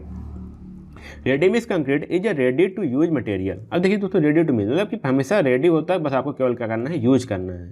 Material which is a mixture of cement, sand, aggregate and water. इसमें क्या है, जो कंक्रीट है दोस्तों वही तो है, सीमेंट, सैंड, एग्रीगेट और वाटर का हमारा मिक्सचर होता है कंक्रीट, वही हमारा क्या है, रेडी मिक्स कंक्रीट। लेकिन ये क्या होता है, रेडी टू यूज होता है। RMC दोस्तों इसी को हम बोलते हैं RMC, ready mix concrete, is a type of concrete which is mixed in a batching plant according to the specification of the customer and delivered to the site by use of transient mixture as it away from the construction site। अब बात आती है क्या, तो एक यहाँ पे mix special होती है, मतलब बैचिंग प्लांट, यहाँ पे कोई एक अलग प्लांट लगाया जहाँ पे इसको मिक्स किया जाता है, किसके अकॉर्डिंग, जो हमारी कस्टमर जो हमारा यहाँ पे लेने वाला उसकी क्या विशेषताएं हैं, उसको क्या चाहिए, उसके अकॉर्डिंग यहाँ पे उसको मिक्स किया जाता है, तैयार किया जाता है और डिलीवर किया जाता है। यदि वो कंस्ट्रक्शन साइट से बहुत दूर है तो ट्रांजिएंट मिक्सचर द्वारा यूज करके उसको साइट पर भेजा जाता है। RMC is a new concrete concept in Indian construction industry। अब यहाँ पे क्या है, इंडियन जो हमारी जो भारतीय सब कंस्ट्रक्शन प्रणाली है, जो हमारी इंडस्ट्री है, उसमें एक नया वर्ड आया, नया है, इंट्रोड्यूस बिफोर 1 decade, मतलब 1 दशक के पहले ये हमारा इंट्रोड्यूस हुआ है। It was initially not adopted by the contractors, ये पहले नहीं बनाया जाता था, बोला गया it is not adopted by constructor because it is costly due to its large equipment and machineries and also due to high tax on RMC। 3 चीज़ें आ गई दोस्तों, क्योंकि इसमें क्या है, ये कॉस्टली क्यों लिए, यहाँ पे लार्ज इक्विपमेंट लगते हैं, मशीनरी भी अधिक लगती हैं, और शुरुआत में क्या था कि इसमें क्या था, टैक्स क्या था, हाई था। Easy availability of man power at cheaper rate but is as time elapsed they understood that the in large or medium scale project it is cheaper as it is require less time, less man power. क्योंकि पहले क्या होता था कि हमारे जो यहाँ पे क्या हुआ कि जो लेबर रेट है वो भी हमारी क्या थी, सस्ते थे, लेकिन जैसे जैसे टाइम चलता गया हम लोग समझ गए कि यहाँ पे चाहे लार्ज मीडियम हो, चाहे लार्ज स्केल पे, चाहे मीडियम स्केल प्रोजेक्ट हो, लेकिन यहाँ चीपर पड़ता है, सस्ता पड़ता है, क्योंकि यहाँ पे कम समय की आवश्यकता पड़ती है, कम समय की आवश्यकता पड़ती है, कम मैन पावर मिलती है, मतलब हमको कम लोग चाहिए, हाई स्ट्रेंथ मिलता है compare to the site mix concrete, मतलब किसकी तुलना में, हम जब इसको साइड पे मिक्स करते हैं उसके तुलना में। So ultimately is time saving for and cheaper, इसलिए क्या होता है, एक टाइम सेविंग हो जाता है और इसलिए क्या हो जाता है, सस्ता हो जाता है। RMC is also eco friendly as it reduce the noise and air pollution because mixing is done close chamber as compare to site mix concrete. अब यहाँ पे क्या है, ये फायदा भी आ जाता है, क्या आ जाता है कि यहाँ पे क्या है, इको फ्रेंडली है और ये नॉइज को भी कम करती है, एयर पोल्यूशन को भी कम करती है, क्योंकि क्या होता है क्लोज चैम्बर में, जहाँ ये बैचिंग प्लांट होता है वह क्लोज चैम्बर में पूरा सीमेंट कंक्रीट हमारा तैयार होता है। और अगर वहीं पे हमारा अगर साइड का मिक्स कंक्रीट है तो हमारा खुले में करते हैं, कहीं धूल उड़ रही, कहीं कुछ उड़ रहा है, कहीं जो हमारा सीमेंट है वही उड़ता रहा है, कई सारी चीज़ें आती हैं वहाँ पे, ये यहाँ पे आ जाता है। अगर एडवांटेज की बात करें तो उसके बारे में थोड़ा बात कर लेते हैं। बेटर क्वालिटी कंक्रीट प्रोड्यूस, मतलब कि जो कंक्रीट होती है वो बेटर क्वालिटी, उसकी क्वालिटी अच्छी होती है। Elimination of storage space for basic material at side, अगर साइड पर है, जैसे मान लीजिए अभी हम साइड में कंक्रीट होगा तो उसके लिए हम एग्रीगेट अलग यूज करेंगे, स्टोर करेंगे, सैंड अलग स्टोर करेंगे, बात है और बात ये आती है सीमेंट के अलग स्टोर करेंगे, और अगर एडमिक्सचर यूज करना है और सारी जो चीज़ें हैं वो अलग स्टोर करेंगे, तो उसके लिए यहाँ पे स्टोरेज स्पेस को यहाँ पे कोई जरूरत नहीं पड़ती, बैचिंग प्लांट से मिल के आया हम यहाँ पे प्लेस कर दिए। Elimination of hiring plant and machinery, अब यहाँ पे हमको कोई प्लांट की भी नहीं हायर करनी है, ना कोई मशीन को हायर करना है, केवल हमको क्या करना है, बस ऑर्डर देना है और वो हमको रेडीमेड मिल जाएगा। Wastage of basic material is avoided, अब तो यहाँ पे जब प्लांट में यूज हो रहा है तो हमारा जो वेस्टेज है उसको हम कहीं ना कहीं यूज कर लेते हैं, इसलिए वो हमारा वो भी बच जाता है। Labour associated with production of concrete is eliminated, अब यहाँ पे जो लेबर हैं लगे हुए हैं प्रोडक्शन के साथ वो भी बहुत कम लगते हैं, क्योंकि सारी काम क्या होता है मशीनों से होता है। Time required is greatly reduced, जो हमको टाइम रिक्वायर हो रहा है वो भी घट जाता है। Noise and dust pollution at site reduce, जो हमारे साइड पर जो हमारे नॉइज हो रहे हैं, मशीन चलती है तो नॉइज आते हैं, उसके बाद धूल उड़ती है वो भी हमारा कम हो जाता है। यहाँ पे साइड में कोई वेस्टेज नहीं होता, इको फ्रेंडली इन्वायरमेंट होता है, तो ये सारी चीज़ें हमारे फायदे हो जाते हैं। लेकिन डिसएडवांटेज क्या होता है वो भी हमको ध्यान रखना चाहिए, क्योंकि दोस्तों इसी के साथ हमारा आंसर भी आज का वीडियो भी खत्म होने वाला, आप इसको ध्यान दीजिएगा।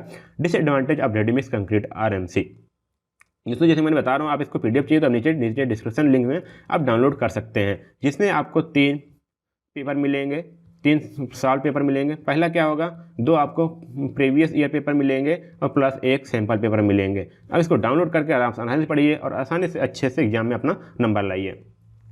हमारे नीड ह्यूज एंड इसका डिसएडवांटेज की बात करें, इसका कौन क्या क्या है, तो पहला बात आती है नीड ह्यूज इनिशियल इन्वेस्टमेंट, मतलब कि जो हमारी प्रारंभिक खर्च है वो क्या है, बड़ी है, अधिक लागत लगती है। तो ये तो साइड के लिए, अगर आप खुद लगा रहे हो तो उसके लिए, बाकी जो लगाता है वो तो अपना इन्वेस्टमेंट करता ही है। Not affordable for small project, small quantity of concrete, और मान लो जैसे छोटा प्रोजेक्ट चल रहा है जहाँ छोटी मात्रा में कंक्रीट हमको लगने वाली, तो उसके लिए यहाँ पे वो अफोर्ड नहीं कर सकता, इसलिए महंगे पड़ जाते हैं उसके लिए। Needs and effective transportation system from RMC to site, हाँ दोस्तों, क्योंकि यहाँ पे जब प्लांट से हमारा कंक्रीट चलता है ट्रांसपोर्टेशन के लिए, तो क्या होता है कि तुरंत वहाँ पे पूरा मिक्सिंग हो जाता है, वो सेट होना स्टार्ट हो जाता है। इसलिए जो हमको ट्रांसपोर्टेशन सिस्टम चाहिए, इफेक्टिव चाहिए। पता है रास्ते में जाम लग गया तो जैसे भी बात होती है, ट्रैफिक जाम और failure of the vehicle creates a problem if the proper dose of admixture is not given, ये तो सही एडमिक्सचर नहीं मिला है, सही रिटार्डर नहीं मिलाए हैं, तो मान लीजिए कहीं रास्ते में जाम लग गया या हमारे व्हीकल में कोई प्रॉब्लम आ गई, जैसे मान लीजिए कुछ इफेक्ट हो गया, इंजन खराब हो गया, रास्ते में कुछ भी हो गया, तो क्या होगा, वो उतना जो कंक्रीट हमारा फेल हो जाएगा, खराब हो जाएगा। तो इसलिए यहाँ पर कभी भी फेलियर के लिए भी चांसेस होते हैं। 5 हो जाता है labour should be ready on site to cast concrete in the position to vibrate it and compact it. अब दोस्तों मान लीजिए यहाँ पे हमारा क्या है, प्लांट है, और यहाँ पे हमको साइड पे प्लेस करना है। अब यहाँ से चला, भाई जो ट्रांजिट मिक्सर होते हैं वो चलते हैं, वो घूमते रहते हैं। अब यहाँ पे आया तो यहाँ बोल रहा है कि यहाँ पे जो यहाँ पे लेबर हैं तो उनको तैयार आना है, किसके लिए, ताकि कंक्रीट को पोजीशन मतलब प्लेस कर सके जल्दी से, उसको वाइब्रेट और कम्पैक्ट भी कर सके, क्योंकि दोस्तों टाइम बहुत कम होता है, क्योंकि इतनी देर से पहले चला भी है और मान लीजिए वो सेट होने लगा, तो ये सारी चीज़ें यहाँ पे बात आती है, तो इसलिए यहाँ पे तुरंत तैयार होना चाहिए। 6 आता है concrete has limited time span between mixing and going off means. अब यहाँ क्या है, मिक्सिंग मतलब कि concrete has limited time span, जो हमारा टाइम स्पैन है कम है, किसके बीच, mixing and going off means the ready mix concrete should be placed within the 19 minutes of batching at the plants, क्योंकि दोस्तों वहाँ से आने समय हमको 90 मिनट्स, केवल 90 मिनट्स में हमको क्या करना है, उसको उस बैच को हमको क्या करना है, प्लेस कर देना है कहाँ पे, साइड पर। तो ये दोस्तों हमारे कुछ डिसएडवांटेज होते हैं, क्योंकि हमको टाइम भी दे दिया होता है, ये सारी चीज़ डिसएडवांटेज हो जाती है। लेकिन तब भी आजकल क्या हो रहा है, RMC बहुत ज़्यादा यूज होता है। हेलो दोस्तों, स्वागत है आपका हमारे चैनल सिविल मंत्रा में। जी हाँ दोस्तों, जैसे कि आप देख रहे हैं कि हम इस PDF में आपको कंक्रीट टेक्नोलॉजी के आपको जो प्रीवियस ईयर के पेपर हैं उनको हम सॉल्व कराने वाले हैं। जी हाँ दोस्तों, इस वीडियो सीरीज में आपको 2 प्रीवियस सॉल्व पेपर मिलेंगे और 1 सॉल्व मॉडल पेपर मिलेगा। कुल मिला के हम लोग यहाँ पर 3 सॉल्व पेपर यहाँ पर डिस्कस करने वाले हैं। तो देख पा रहे होंगे आपको इसका डिजाइनिंग कैसा है दोस्तों, बिल्कुल आप जब इसको डाउनलोड करेंगे तो बिल्कुल बुक वाली फीलिंग आएगी। जी हाँ दोस्तों, ये लगभग 68 पेज का आपका ये PDF है दोस्तों, आप इसको डाउनलोड कर पाएंगे। और यहाँ पर आप देखेंगे दोस्तों, यहाँ पे आपको फीचर दिए गए हैं, आप जिस क्वेश्चन को आपको देखना हो आप वहाँ डायरेक्टली अगर सिंपल से आप क्लिक करेंगे तो आप उस क्वेश्चन के आंसर पर पहुँच जाएंगे। जी हाँ दोस्तों, यदि आपको फिर वापस आना हो तो आपको कॉर्नर में एक अप एरो का साइन मिलेगा, वहाँ से आप क्लिक करके जस्ट आपको इस इंडेक्स पे आ पाएंगे। जी हाँ दोस्तों, अगर मान लो आपको सेकंड आपके प्रीवियस ईयर पेपर जाना हो तो आप सब नीचे वाले क्लिक करेंगे तो सिलेक्ट वाले क्वेश्चन पर फिर आप जब नीचे स्क्रॉल डाउन करेंगे तो दोस्तों आपको नेक्स्ट ईयर के या फिर प्रीवियस ईयर के पेपर सॉल्व मिल जाएंगे। और यहाँ पर यदि आप क्लिक करेंगे फिर यहाँ पे फिर वही दोस्तों है, आप यहाँ पे क्लिक करते ही जिस क्वेश्चन आपको सॉल्व करना है वहाँ पे आप जैसे ही क्लिक करेंगे आप उस क्वेश्चन के आंसर तक पहुँच जाएंगे। ये दोस्तों फिर आपको यहाँ पर ऊपर जाना है तो आप यहाँ पे अप एरो जो कॉर्नर में है वहाँ पे क्लिक करके आप ऊपर की ओर जा पाएंगे। दोस्तों यदि आपको यहाँ पे कोई प्रॉब्लम होती है, यदि आप यहाँ पे नीचे लिंक भी दिया गया है, आप यहाँ से हमारे फेसबुक ग्रुप में जुड़ सकते हैं, आप यूट्यूब से जा सकते हैं और टेलीग्राम ज्वाइनिंग्स पे जुड़ सकते हैं। जी हाँ दोस्तों, ये आप इस पीडीएफ को डाउनलोड कर सकते हैं। दोस्तों इस पीडीएफ को डाउनलोड करने के लिए आपको सिंपली आपको नीचे वाले जो डिस्क्रिप्शन दिए गए लिंक पर आप क्लिक कर सकते हैं। सिंपली आपको नीचे बाय नाउ पर क्लिक करना है, फिर उसके बाद आपको कुछ इस तरह ओपन होगा। ये दोस्तों आपको पहले ही इंटरमोजो का अकाउंट हो तो आप वहाँ लॉगिन कर सकते हैं, वरना आप यहाँ पे चेक कर यहाँ पे एज ए गेस्ट आप यहाँ पे अपना ईमेल आईडी डालेंगे। फिर उसके बाद दोस्तों जब आप कंटिन्यू करेंगे, चेकआउट नाउ करेंगे तो यहाँ पे दोस्तों आपको नाम, अपना लास्ट नेम, फिर उसके बाद आपका ईमेल आईडी और मोबाइल नंबर मांगेगा। दोस्तों आप सिंपली यहाँ पे क्या करेंगे, कंटिन्यू करेंगे। दोस्तों यहाँ पे कंटिन्यू करने के बाद ही आपको यहाँ पर कुछ इस प्रकार का पेज में ओपन होगा, जिसमें आपको 25 रुपये यहाँ पे इसका पेज मिलेगा और साथ में आपको दोस्तों यहाँ पे कन्वीनियंस फीस मिलेगी जो आपको यहाँ पे इंस्टामोजो द्वारा चार्ज किया जाता है। जी हाँ दोस्तों, आप इसके बाद यहाँ पे मेक पेमेंट पे जाएंगे तो यहाँ कुछ देर तक आपको प्रोसेसिंग चलेगा। फिर दोस्तों आपको यहाँ पे टोटल अमाउंट देगा। जैसे देखिए दोस्तों यहाँ पे 25 रुपये प्लस 6 रुपये। दोस्तों ये तो इंस्टामोजो का ही है, इसमें हम कुछ नहीं कर सकते। तो यहाँ पे आपको क्या करना है, आपको यहाँ पेमेंट टाइप मिल जाएगा। आप जो चाहें उसमें, चाहे भीम ऐप, गूगल पे, Paytm, credit card, debit card, net banking, जितने भी दोस्तों आपके पास ऑप्शन हो वहाँ से आप डाउनलोड करके उसके द्वारा आप यहाँ पे पेमेंट कर पाएंगे। दोस्तों इसके बाद हम क्या करेंगे, आपको जब यहाँ पे आगे जाएंगे तो आप कुछ यहाँ पर इस प्रकार का इंटरफेस आएगा जहाँ पे लिख रहेगा पेमेंट सक्सेसफुल, और यहाँ पे आपके पास आईडी होगी, नीचे आपके मेल आईडी पर भी एक लिंक जाएगा, एक मेल आएगा। फिर उसको जब आप उस मेल पर खोलेंगे तो ओपन करेंगे तो यहाँ पे आपका डाउनलोड का ऑप्शन होगा। जैसे ही आप डाउनलोड क्लिक करेंगे आपके पास आपका पीडीएफ डाउनलोड हो जाएगा। जी हाँ दोस्तों, यदि आपका पीडीएफ नहीं डाउनलोड होता तो आप हमके इस रिसिप्ट के साथ, जी हाँ दोस्तों, जैसे कि आपको ये वाला रिसिप्ट मिला था, आप इस वाले रिसिप्ट के साथ हमको मेल लिख पाएंगे और हम आपको पीडीएफ सेंड भी कर सकते हैं। जी हाँ दोस्तों, यदि आपको प्रॉब्लम होती है तब आप ये चीज़ कर सकते हैं। दोस्तों आइए चलते हैं, हम आज का वीडियो देखते हैं और आज का लेक्चर यहाँ पे स्टार्ट करते हैं। क्वेश्चन 3 है, classify the types of cement and explain the air entraining cement. जी हाँ दोस्तों, हम यहाँ पे सीमेंट के क्लासीफाई करेंगे, सीमेंट को टाइप्स कितने होते हैं, और एक्सप्लेन द एयर इंटेनिंग, और इसको हम देखेंगे क्या होता है एयर इंटेनिंग सीमेंट। आइए दोस्तों हम बात करते हैं पहले आंसर में। पहले हमारा आता है टाइप्स ऑफ सीमेंट। तो उसमें हमारे बहुत सारे टाइप्स ऑफ सीमेंट होते हैं, अलग अलग बुक में आपको अलग अलग टाइप मिल जाएंगे। तो लेकिन हमको जनरल यहाँ पे अगर 7 मार्क्स का तो कम से कम 10 सीमेंट टाइप्स जरूर लिखने हैं। 10 कितने 7 मार्क्स का है तो हमको 10 मिनिमम लिखने हैं, क्योंकि यहाँ पे 2 क्वेश्चन इन्वॉल्व है। अगर आपको केवल यही पूछा गया होता तो कम से कम आपको 15 टाइप लिखने होते हैं। आइए हम बात करते हैं जनरल टर्म में क्या क्या होते हैं। तो पहले हम बात करते हैं यहाँ पे क्या आता है ऑर्डिनरी पोर्टलैंड सीमेंट। इसमें आपको 3 ग्रेड मिलते हैं, एक 33 ग्रेड का, एक 43 ग्रेड का और 53 ग्रेड का। जी हाँ दोस्तों, आपको पता होगा 33 ग्रेड क्या है, कैरेक्टरिस्टिक स्ट्रेंथ है कितने दिन बाद, 28 दिन बाद किसका, कंक्रीट का। इसी तरह 43 28 दिन के बाद उसका सामर्थ्य है, कंप्रेसिव स्ट्रेंथ है, और इसका इसी तरह 53 भी। इसी हिसाब से हम इसको ग्रेड में क्लासीफाई किए हैं। अब दोस्तों बात आती है सेकंड में, रैपिड हार्डनिंग सीमेंट आती है, ये भी होता है हमारा। एक्स्ट्रा रैपिड हार्डनिंग सीमेंट होती है, ये हमारा सेकंड अदर टाइप हो जाता है। फिर लो हीट पोर्टलैंड सीमेंट होता है दोस्तों, इसका यूज वहाँ पे करते हैं जहाँ हमको मास कंक्रीटिंग करनी होती है, क्योंकि अगर हम रैपिड हार्डनिंग यूज करेंगे या फिर कोई अलग यूज करें तो वहाँ पे ज़्यादा हीट ऑफ हाइड्रेशन निकलेगी, जिस कारण उसमें क्या होगा, श्रिंकेज हो जाएगा, फिर उसमें क्रैक्स उत्पन्न हो जाएंगे। अब बात आता है 5वें में, हमारा बात आती है पोर्टलैंड स्लैग सीमेंट होता है। उसके आगे हमको पोर्टलैंड पोजलाना भी सीमेंट मिल जाता है। दोस्तों यहाँ देखिए Portland slag cement, Portland pozzolana cement, इसमें दोनों में दोस्तों थोड़ा सा डिफरेंस है, आप इसको पढ़ लेंगे बुक से। अब आते हैं 7वें में, सल्फेट रेजिस्टिंग सीमेंट होता है यहाँ पे, जो हमारे सल्फेट रेजिस्टिंग, यहाँ पे सल्फेट इन्वायरमेंट होती है, वहाँ पे जहाँ सल्फेट की मात्रा दी होती है वहाँ पे इसको यूज करते हैं। फिर 8वां आता है पोर्टलैंड सीमेंट। 9वां है हमारा वाइट पोर्टलैंड सीमेंट। दोस्तों सीरियल आपका आगे पीछे हो सकता है, लेकिन आप थोड़ा नाम याद रखेंगे तो आपको आसानी होगी। 10th हमारा हो जाता है कलर्ड पोर्टलैंड सीमेंट। फिर हमारा हाइड्रोफोबिक सीमेंट, जो हमको जल में, जिसको हम जल में करते हैं। आप यहाँ पे आता है high alumina cement, super sulphate cement. दोस्तों देखिए सल्फेट रेजिस्टिंग और सुपर सल्फेट सीमेंट अलग अलग होता है, इसको आप ध्यान दीजिएगा, बुक में एक बार प्रेफर कर लीजिएगा। और चौथी की बात करें दोस्तों, यहाँ पे इफ्सल टाइप्स ऑफ सीमेंट, इनमें कौन कौन से होते हैं, जैसे यहाँ पे देख सकते हैं आप, air entraining cement, expensive cement और आयल वेल सीमेंट। तो इस प्रकार से यहाँ पे आपको टाइप्स ऑफ सीमेंट आपको देखने को मिल जाते हैं। इसमें से हम आज बात करने वाले भी पूछा भी था कि एयर इंटेनिंग सीमेंट क्या होता है, तो हमको इसके बारे में भी डिटेल से बात करनी है। तो आइए हम बात करते हैं एयर इंटेनिंग सीमेंट क्या होता है। तो यहाँ पे क्या है, this cement is made by mixing a small amount of an air entraining agent with OPC clinker at the time of grinding. जी हाँ दोस्तों, जैसे हमारा ओपीसी सीमेंट होता है, फिर ओपीसी सीमेंट जब तैयार करते हैं तो इसके लिए हम क्लिंकर को पिसाई करते हैं। तो उसी समय हम यहाँ पे एयर इंटेनिंग एजेंट डाल देते हैं, मतलब कुछ ऐसे एडमिक्सचर डालते हैं जो इसमें क्या करता है, जिसको हम वाटर में मिक्स करते हैं तो उसमें थोड़े थोड़े एयर निकलते हैं, बुलबुले निकलने लगते हैं, एयर बबल्स स्मॉल प्रेजेंट हो जाते हैं, जिसके कारण वहाँ पे क्या होता है, थोड़ा सा एयर गैप आ जाता है, जो उसकी हमारी वर्केबिलिटी बढ़ जाती है। इसको कब करते हैं दोस्तों, जब हम इसको क्लिंकर को पीस रहे होते हैं तब। ये क्या करता है, इट ऑफर्स गुड वर्केबिलिटी, मतलब ये क्या करता है, वर्केबिलिटी को बढ़ाता है या फिर वर्केबिलिटी में अच्छा काम देता है। थर्ड, इसके एडवांटेज की बात करें दोस्तों तो यहाँ पे इसको बात करते हैं, it is having lesser in final setting time as compare to an OPC। क्या करता है, OPC से हमारा जो फाइनल सेटिंग टाइम हो कम होता है इसका, क्योंकि due to which offer resistant to freezing and thawing, जिसी कारण क्या होता है, ये हमारे फ्रीजिंग एंड थ्राविंग के रजिस्टेंस रजिस्ट कर पाता है इसको, क्योंकि इसकी क्या होती है, फाइनल सेटिंग टाइम कम होती है। और ये मत सोचिए कि दोस्तों जितने भी सीमेंट की फाइनल सेटिंग टाइम कम होती है वो सभी करते हैं, नहीं दोस्तों, इसका अपना अलग प्रॉपर्टीज है, उसके अकॉर्डिंग कर पाती है। फोर्थ हमारा होता है, some of the air entraining agents are, कौन कौन से हैं, देखिए यहाँ पे, alkalies salt of wood resin, क्या होता है, alkalies salt of wood resin. भी हम देख सकते हैं, एग्जाम्पल है दोस्तों एयर एंटेनिंग एजेंट के, synthetic detergent of the alkyl aryl sulphate type, ये दोस्तों एक कंपाउंड है एल्किल एरिल सल्फेट, तो यहाँ पे उसका सिंथेटिक डिटर्जेंट होता है, उसका भी हम काम, फिर उसका भी हम यूज एयर एंटेनिंग एजेंट के रूप में कर पाते हैं। अगला सी आता है दोस्तों कैल्शियम लिग्नोसल्फेट, ये भी दोस्तों एक नया नाम है, लेकिन इसका भी यूज हम एयर एंटेनिंग एजेंट में करते हैं।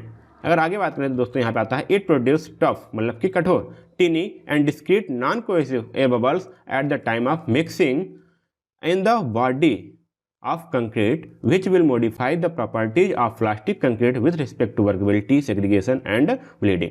इसमें क्या होता है दोस्तों, जब इसको मिक्स करते हैं तो हमें टफ छोटे छोटे बुलबुले निकल आते हैं जो नॉन कोहेसिव होते हैं, मतलब कि एक दूसरे से चिपकते नहीं हैं, ताकि वो अलग अलग जगह मौजूद हो जाएं। अगर एक जगह पे हो जाएंगे, कोहेसिव रहेंगे, तो क्या होगा, ये छोटे छोटे बबल मिला के बड़ा बबल मिला लेंगे, जिसका हमारा कंक्रीट क्या हो जाएगा, वो क्रैक्स हो जाएगा, फिर उसमें बड़ा बबल फार्म हो जाएगा, जिसका उसकी स्ट्रेंथ कम हो जाएगी। तो यहाँ ध्यान दीजिएगा, क्या करता है, मिक्सिंग टाइम के जब हम कंक्रीट मिक्स करते हैं तब यहाँ पे बबल फार्म होता है। अब यह क्या करता है, प्रॉपर्टीज को मॉडिफाई कर देता है, किसकी प्रॉपर्टीज को, प्लास्टिक कंक्रीट, मतलब कि कंक्रीट के प्लास्टिक प्रॉपर्टीज को चेंज कर देता है, और क्या कर देता है, उसको कंक्रीट को वर्केबिलिटी बना देता है, और सेग्रीगेशन और बिल्डिंग से क्या करता है, रोकता है, किसको, कंक्रीट को। तो ये हमारी बात आती है एयर एंटेनिंग सीमेंट की। दोस्तों इस प्रकार आप क्वेश्चन को सॉल्व कर पाएंगे और अपना 7 मार्क्स यहाँ पे स्कोर कर पाएंगे। अब दोस्तों इसकी दूसरा क्वेश्चन था 3A और 3B में, किसको एक करना था, तो अब यहाँ पे 3B की बात कर रहे हैं। अगला क्वेश्चन हमारा है question 3B, describe the sieve analysis to determine the finest modulus of the aggregate. जी हाँ दोस्तों, यहाँ पे हम क्या करते हैं, किसी सीव एनालिसिस को उसका फाइनेस्ट मॉडुलस ज्ञात करते हैं। जिस प्रकार आप सॉइल का करते हैं दोस्तों, उसी तरह हमारे एग्रीगेट का बोलते हैं, बस चेंज यही रहता है कि उसकी जो सीव साइज होती है वो अलग होती है। अभी हम बात करते हैं दोस्तों, यहाँ पे देखिए, sieve analysis helps to determine the particle size distribution of coarse and fine aggregate. This is done by the sieving of the aggregates as per IS 2386 part 1 1963। अब क्या होता है दोस्तों, ये हमको पार्टिकल साइज डिस्ट्रीब्यूशन प्रदान करती है, जिस कारण हम क्या करते हैं, एग्रीगेट हो या सैंड हो या फाइन एग्रीगेट, कोर्स एग्रीगेट, उसको साइज के साथ हम उसको डिस्ट्रीब्यूट कर सकते हैं, डिटरमाइन कर सकते हैं कि हमारा कोर्स एग्रीगेट है और दूसरा वाला हमारा फाइन एग्रीगेट है। और ये किसके IS द्वारा कोड दिया होता है, ये होता है हमारा IS कोड, जैसे हमारा है IS 2386 पार्ट 1 1963 के अकॉर्डिंग। अब इसमें हम क्या करते हैं, हम यूज करते हैं अलग अलग स्टैंडर्ड सीव की, जो हमारे IS कोड में दिए गए हैं। तो in this we use different size sieve as standardized by the IS code and the aggregate through the them and thus collect different size of particle left over the different sieve. जी हाँ दोस्तों, हम यहाँ पे अलग अलग सीव की size को यूज करते हैं, उसमें हम इसको करते हैं, उसके बाद इसको सीव करते हैं। अब यहाँ को होगा क्या होगा, अलग अलग सीव पे अलग अलग मैटर, अलग अलग एग्रीगेट जिनका वेट अलग अलग होगा वो यहाँ पे प्रेजेंट हो जाएंगे, रुक जाएंगे, उसके द्वारा हम यहाँ पे सीव एनालिसिस करते हैं। अगर हम बात करें कौन कौन से अपैरेटस यूज होते हैं, तो यहाँ पे आप देख सकते हैं, पहला हमारा अपैरेटस यूज होता है IS सीव्स। दोस्तों यहाँ पे IS क्यों लगा, नहीं तो आपका घर वाली चालनी भी लेकर के उसमें एग्रीगेट पता करने लगेंगे। दोस्तों ऐसा नहीं है। IS सीव्स क्या होता है, उसमें हमारी जो उसकी डायमेंशन है, जो उसके पोर्स की एरिया जो है वो एक स्पेसिफिक होता है और स्पेसिफिक साइज होती है उसकी, इसलिए यहाँ पे IS सीव्स यहाँ पे प्रीफर करते हैं। नहीं तो आप क्या करिए, देखिए घर में एक आटा चालने के है, एक मैदा चालने, एक सूजी चालने के लिए है, उसका आप यूज कर लें अपने सैंड को डिस्ट्रीब्यूट करने में या फिर पार्टिकल साइज डिस्ट्रीब्यूशन में, तो ऐसा नहीं होता है। तो यहाँ पे उसकी साइज क्या क्या है दोस्तों, 80 mm, 63 mm, 50 mm, 40 mm, 31.5 mm, 25 mm, 20 mm, 60 mm, 12.5 mm, 10 mm, 6.3 mm, 4.75 mm, 3.35 mm, 2.36 mm, 1.18 mm, 600 micrometer और 300 माइक्रोमीटर, 150 माइक्रोमीटर, 75 माइक्रोमीटर। दोस्तों आप तो पगला गए होंगे, कहेंगे सर इतने सीव यूज होते हैं। जी दोस्तों नहीं, इसमें से कुछ यूज होते हैं क्योंकि कुछ कोर्स एग्रीगेट के लिए होते हैं, कुछ फाइन एग्रीगेट के लिए, तो इसलिए वहाँ पे अलग हो जाता है। अब अगर 4.75 है, इसके ऊपर के लिए हम क्या करते हैं, कोर्स एग्रीगेट में, फिर उसके बाद हमारी फाइन एग्रीगेट आ जाती है, इस प्रकार हम यहाँ पे सैंड के लिए भी यूज करते हैं। अब इसको सॉइल मैकेनिक्स में आप इसको अच्छी तरह से पढ़े भी होंगे, क्योंकि वहाँ भी क्वेश्चन भी आता है। बिल्कुल उसी तरह यहाँ भी हम यूज करते हैं इसके एग्रीगेट के लिए। अभी क्या करते हैं, इसमें जो ऑपरेटर सीव होता है वो तो सीव हो गया, एक होता है हमारा बैलेंस या फिर स्केल, जिसके द्वारा हम क्या करते हैं वेट नापते हैं किसका, एग्रीगेट का। तो यहाँ balance or scale with an accuracy to measure 0.1%, उसकी कितनी हुई 0.1% तक उसकी एक्यूरेसी होनी चाहिए जो ताकि वो चेस्ट सैंपल को नाप सके। इसका प्रोसीजर क्या होता है उसको भी देखना है, क्योंकि दोस्तों यहाँ बात किया है कि डिफाइन करना मतलब कि उसको एक्सप्लेन करना है सीव एनालिसिस को, इसलिए हमको सारी प्रोसेस यहाँ पे करना होगा। अब यहाँ पे आती है procedure to determine the particle size distribution of aggregate. पहला हमारा हो गया the test sample is dried to a constant weight at a temperature of 110 degree cent ±5 degree centigrade and weight. अब इसमें क्या करते हैं, एक वेट को लेते हैं, किसी एग्रीगेट के एक सिंपल वेट को ले लेते हैं, उसको क्या करते हैं एक टेम्परेचर कांस्टेंट टेम्परेचर या फिर इसको 110 सेंटीग्रेड पर 5 डिग्री सेंट कम या ज़्यादा हो सकता है, उसको क्या करते हैं टेम्परेचर कर मतलब उसको सुखाते हैं। फिर उसके बाद हम पूरे सैंपल का हम क्या कर लेते हैं वेट कर लेते हैं कितना है। फिर याद बात आती है सेकंड में, the sample is sieved by using a set of IS sieves. उसके हम फिर जो हमने अभी बताया सीव्स में उसको बड़े वाले ऊपर लगाते हैं, फिर उससे फाइन लगाते हैं, फिर उससे फाइन इस बार हम यहाँ पे लगाते हैं, नीचे लास्ट में हम क्या लगाते हैं पैन लगाते हैं, फिर उसको हम सेट करते हैं और उसमें हम उसको सीव करते हैं। सीव कैसे किया जाता है दोस्तों, यहाँ पे एक मैकेनिकल वाइब्रेटर होता है, उसके द्वारा हम उसको सीविंग प्रोसेस होती है। अब इसको लैब में आप इसका प्रैक्टिकल भी किए होंगे। तो यहाँ पे बात आती है थर्ड में, cumulating weight passing through each sieves is calculated as a percentage of the total sample weight. अब यहाँ पे दोस्तों हमको क्यूमुलेटिव वेट यहाँ पे निकालना होता है। अभी हम आप बात करें क्यूमुलेटिव वेट कैसे निकाला जाता है और क्या होता है, और जितना उसके किससे निकाला जाता है हर सैंपल पर, मतलब कि जितना यहाँ पे वेट रुका हुआ है हर सीव पे जितना वेट रुका हुआ है उसका सैंपल वेट को ले लेकर के उससे हम क्यूमुलेटिव वेट निकालते हैं। फिर उसके बाद क्या होता है, finance modulus is obtained by adding calculating percentage of aggregate retained on each sieves. मतलब जितना भी इस सीव्स में रुका है सभी परसेंटेज में सभी क्यूमुलेटिव परसेंटेज जितने रुके हैं हमारे हर सीव में उसको हम ऐड करते हैं, फिर उसके बाद हम इसको 100 से डिवाइड कर देते हैं, तो हमारा क्या निकल के आता है फाइनेंस मॉडुलस। आइए हम दोस्तों यहाँ पे एक टेबल दिया हुआ है उसको हम देख के समझ पाते हैं, जिस प्रकार आप समझ पाएंगे कि यहाँ पे किस प्रकार से हम यहाँ पे निकालते हैं फाइनेंस मॉडुलस। अब यहाँ पे दोस्तों देखिए यहाँ पे सीरियल नंबर पड़ा हुआ है। अब यहाँ पर हम कुछ सीव लिए हैं, देखिए कौन कौन सीव लिए हैं, 4.75 mm, 2.36 mm, 1.18 mm, 600 micron, 300 micron और यहाँ पे 150 माइक्रॉन और लास्ट में हमने क्या ले लिया पैन ले लिया। अब हमने क्या किया दोस्तों, एक 1000 ग्राम का कितना 1000 ग्राम का यहाँ पे एग्रीगेट लिया और उसको हमने क्या किया इस वाले में हमने उसको डाला, किसमें सबसे पहले ऊपर वाले में 4.75 mm में। अब क्या होगा, जो 4.75 mm से कम होंगे वो नीचे चले जाएंगे, फिर जो 2.36 से कम होंगे 1.18 mm वाले सीव में चले जाएंगे, फिर वो इसके नीचे चले जाएंगे, फिर जो जितने पार्टिकल्स छोटे होंगे अगर इससे बड़े हुए 1.18 से बड़े हुए तब तो यहाँ पे रुक पाएंगे, अगर वो 2.36 से बड़े हो गए तो यहाँ पर रुक जाएंगे, अगर 4.75 से बड़े होंगे तो यहाँ पर रुक जाएंगे, अगर उससे छोटे हुए हैं तो नीचे तक चले जाएंगे और लास्ट में यहाँ पे पैन में रुक जाएगा। तो इसके बाद हम क्या करते हैं यहाँ पे वेट रिटेंड ग्रीन ग्राम्स। अब हमने देखा उसको सीव किया, देख रहे हैं कि किस सीव पे कितना वेट रुका हुआ है। तो यहाँ पे हमने देखा 4.75 mm पे 12 ग्राम रुका, फिर यहाँ पे 21.5 ग्राम रिटेन हुआ, फिर 1.18 ग्राम यहाँ पे रिटेन हुआ रुका हुआ है 140.5 ग्राम, फिर 600 माइक्रोमीटर की सीव होती है उस पर हमने देखा 318.5 ग्राम यहाँ पे रुका, फिर यहाँ पे 409 ग्राम यहाँ पे रुका हुआ है, फिर 86.5 माइक्रोग्राम यहाँ पे 150 माइक्रोन के सीव पे रुका हुआ है, और लास्ट में 11 ग्राम हमारा जो है 11 ग्राम पैन पे रुका हुआ है। ये सारी चीज़ें हमको डाटा मिली दोस्तों, इसके बाद हमको यही मिलेगा, उसके बाद हमको सारी चीज़ें यहाँ पे कैलकुलेट करनी होगी। अब यहाँ बात करें कितना परसेंटेज ऑफ वेट रिटर्न हुआ। अब बात करें अगर यहाँ पे कितना परसेंटेज रिटर्न हुआ तो परसेंट में इसको चेंज करेंगे, तो टोटल अगर हम बात करें परसेंटेज में तो टोटल अगर हम बात करें तो हमारा यहाँ पे रुका कितना है 12। अगर हम इसको बात करें टोटल के पहले कितना लिए थे 1000 ग्राम लिए थे। अगर हम इसको परसेंटेज में चेंज करना चाहें तो यहाँ पे हम डिवाइड करेंगे उससे मल्टीप्लाई करेंगे 100 से, तो अगर इसको सॉल्व करेंगे दोस्तों तो ये आएगा 1.2, तो यहाँ पे वही 1.2 लिखा हुआ है यहाँ पे देखिए। इसी प्रकार हम यहाँ पे 2.36 का अगर परसेंटेज वेट निकालेंगे कितना रुका हुआ है तो आएगा 2.15।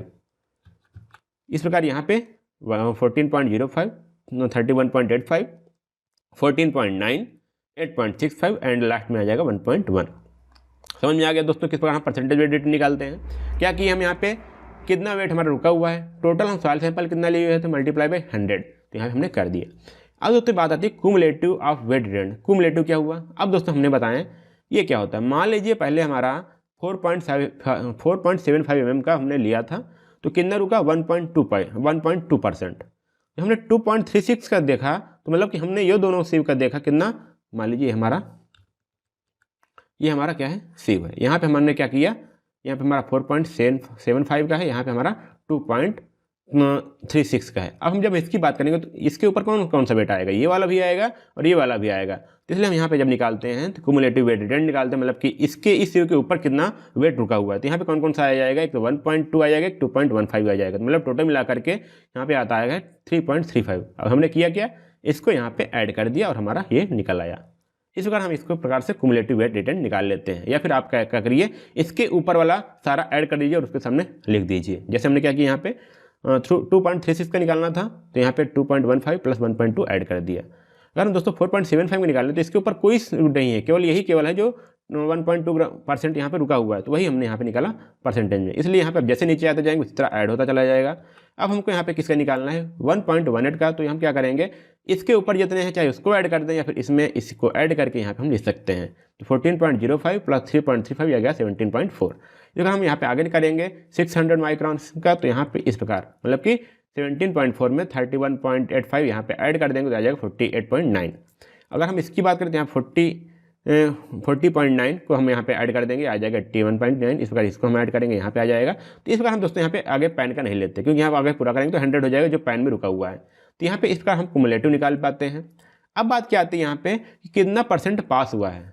अब यहाँ पे जो रुका हुआ है इस पर इतना रुका हुआ है और पास कितना हुआ है, तो अगर हम इसको 100 में से माइनस कर देंगे तो यहाँ पे हमको कितना पास हो गया वो पता चल जाएगा। तो यहाँ पे हमारा अगर 100 में से माइनस करेंगे तो 100 में से माइनस करेंगे 1.2 तो आएगा 19.80। फिर यहाँ पे ये वाला आ जाएगा 3.35। अगर 100 में से करेंगे तो आ जाएगा 96.65।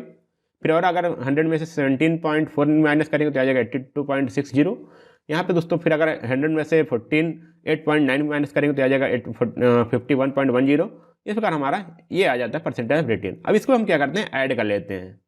इस वाले को परसेंटेज ऑफ पासिंग को ऐड कर लेते हैं तो हमारा टोटल कितना आ जाएगा 259.2। अब हम इसको 100 से डिवाइड कर देंगे तो हमारा क्या आ जाएगा फाइनेंस मॉडुलस। तो इस प्रकार हमारे यहाँ फाइनेंस मॉडुलस जो आता है वो आता है 2.59।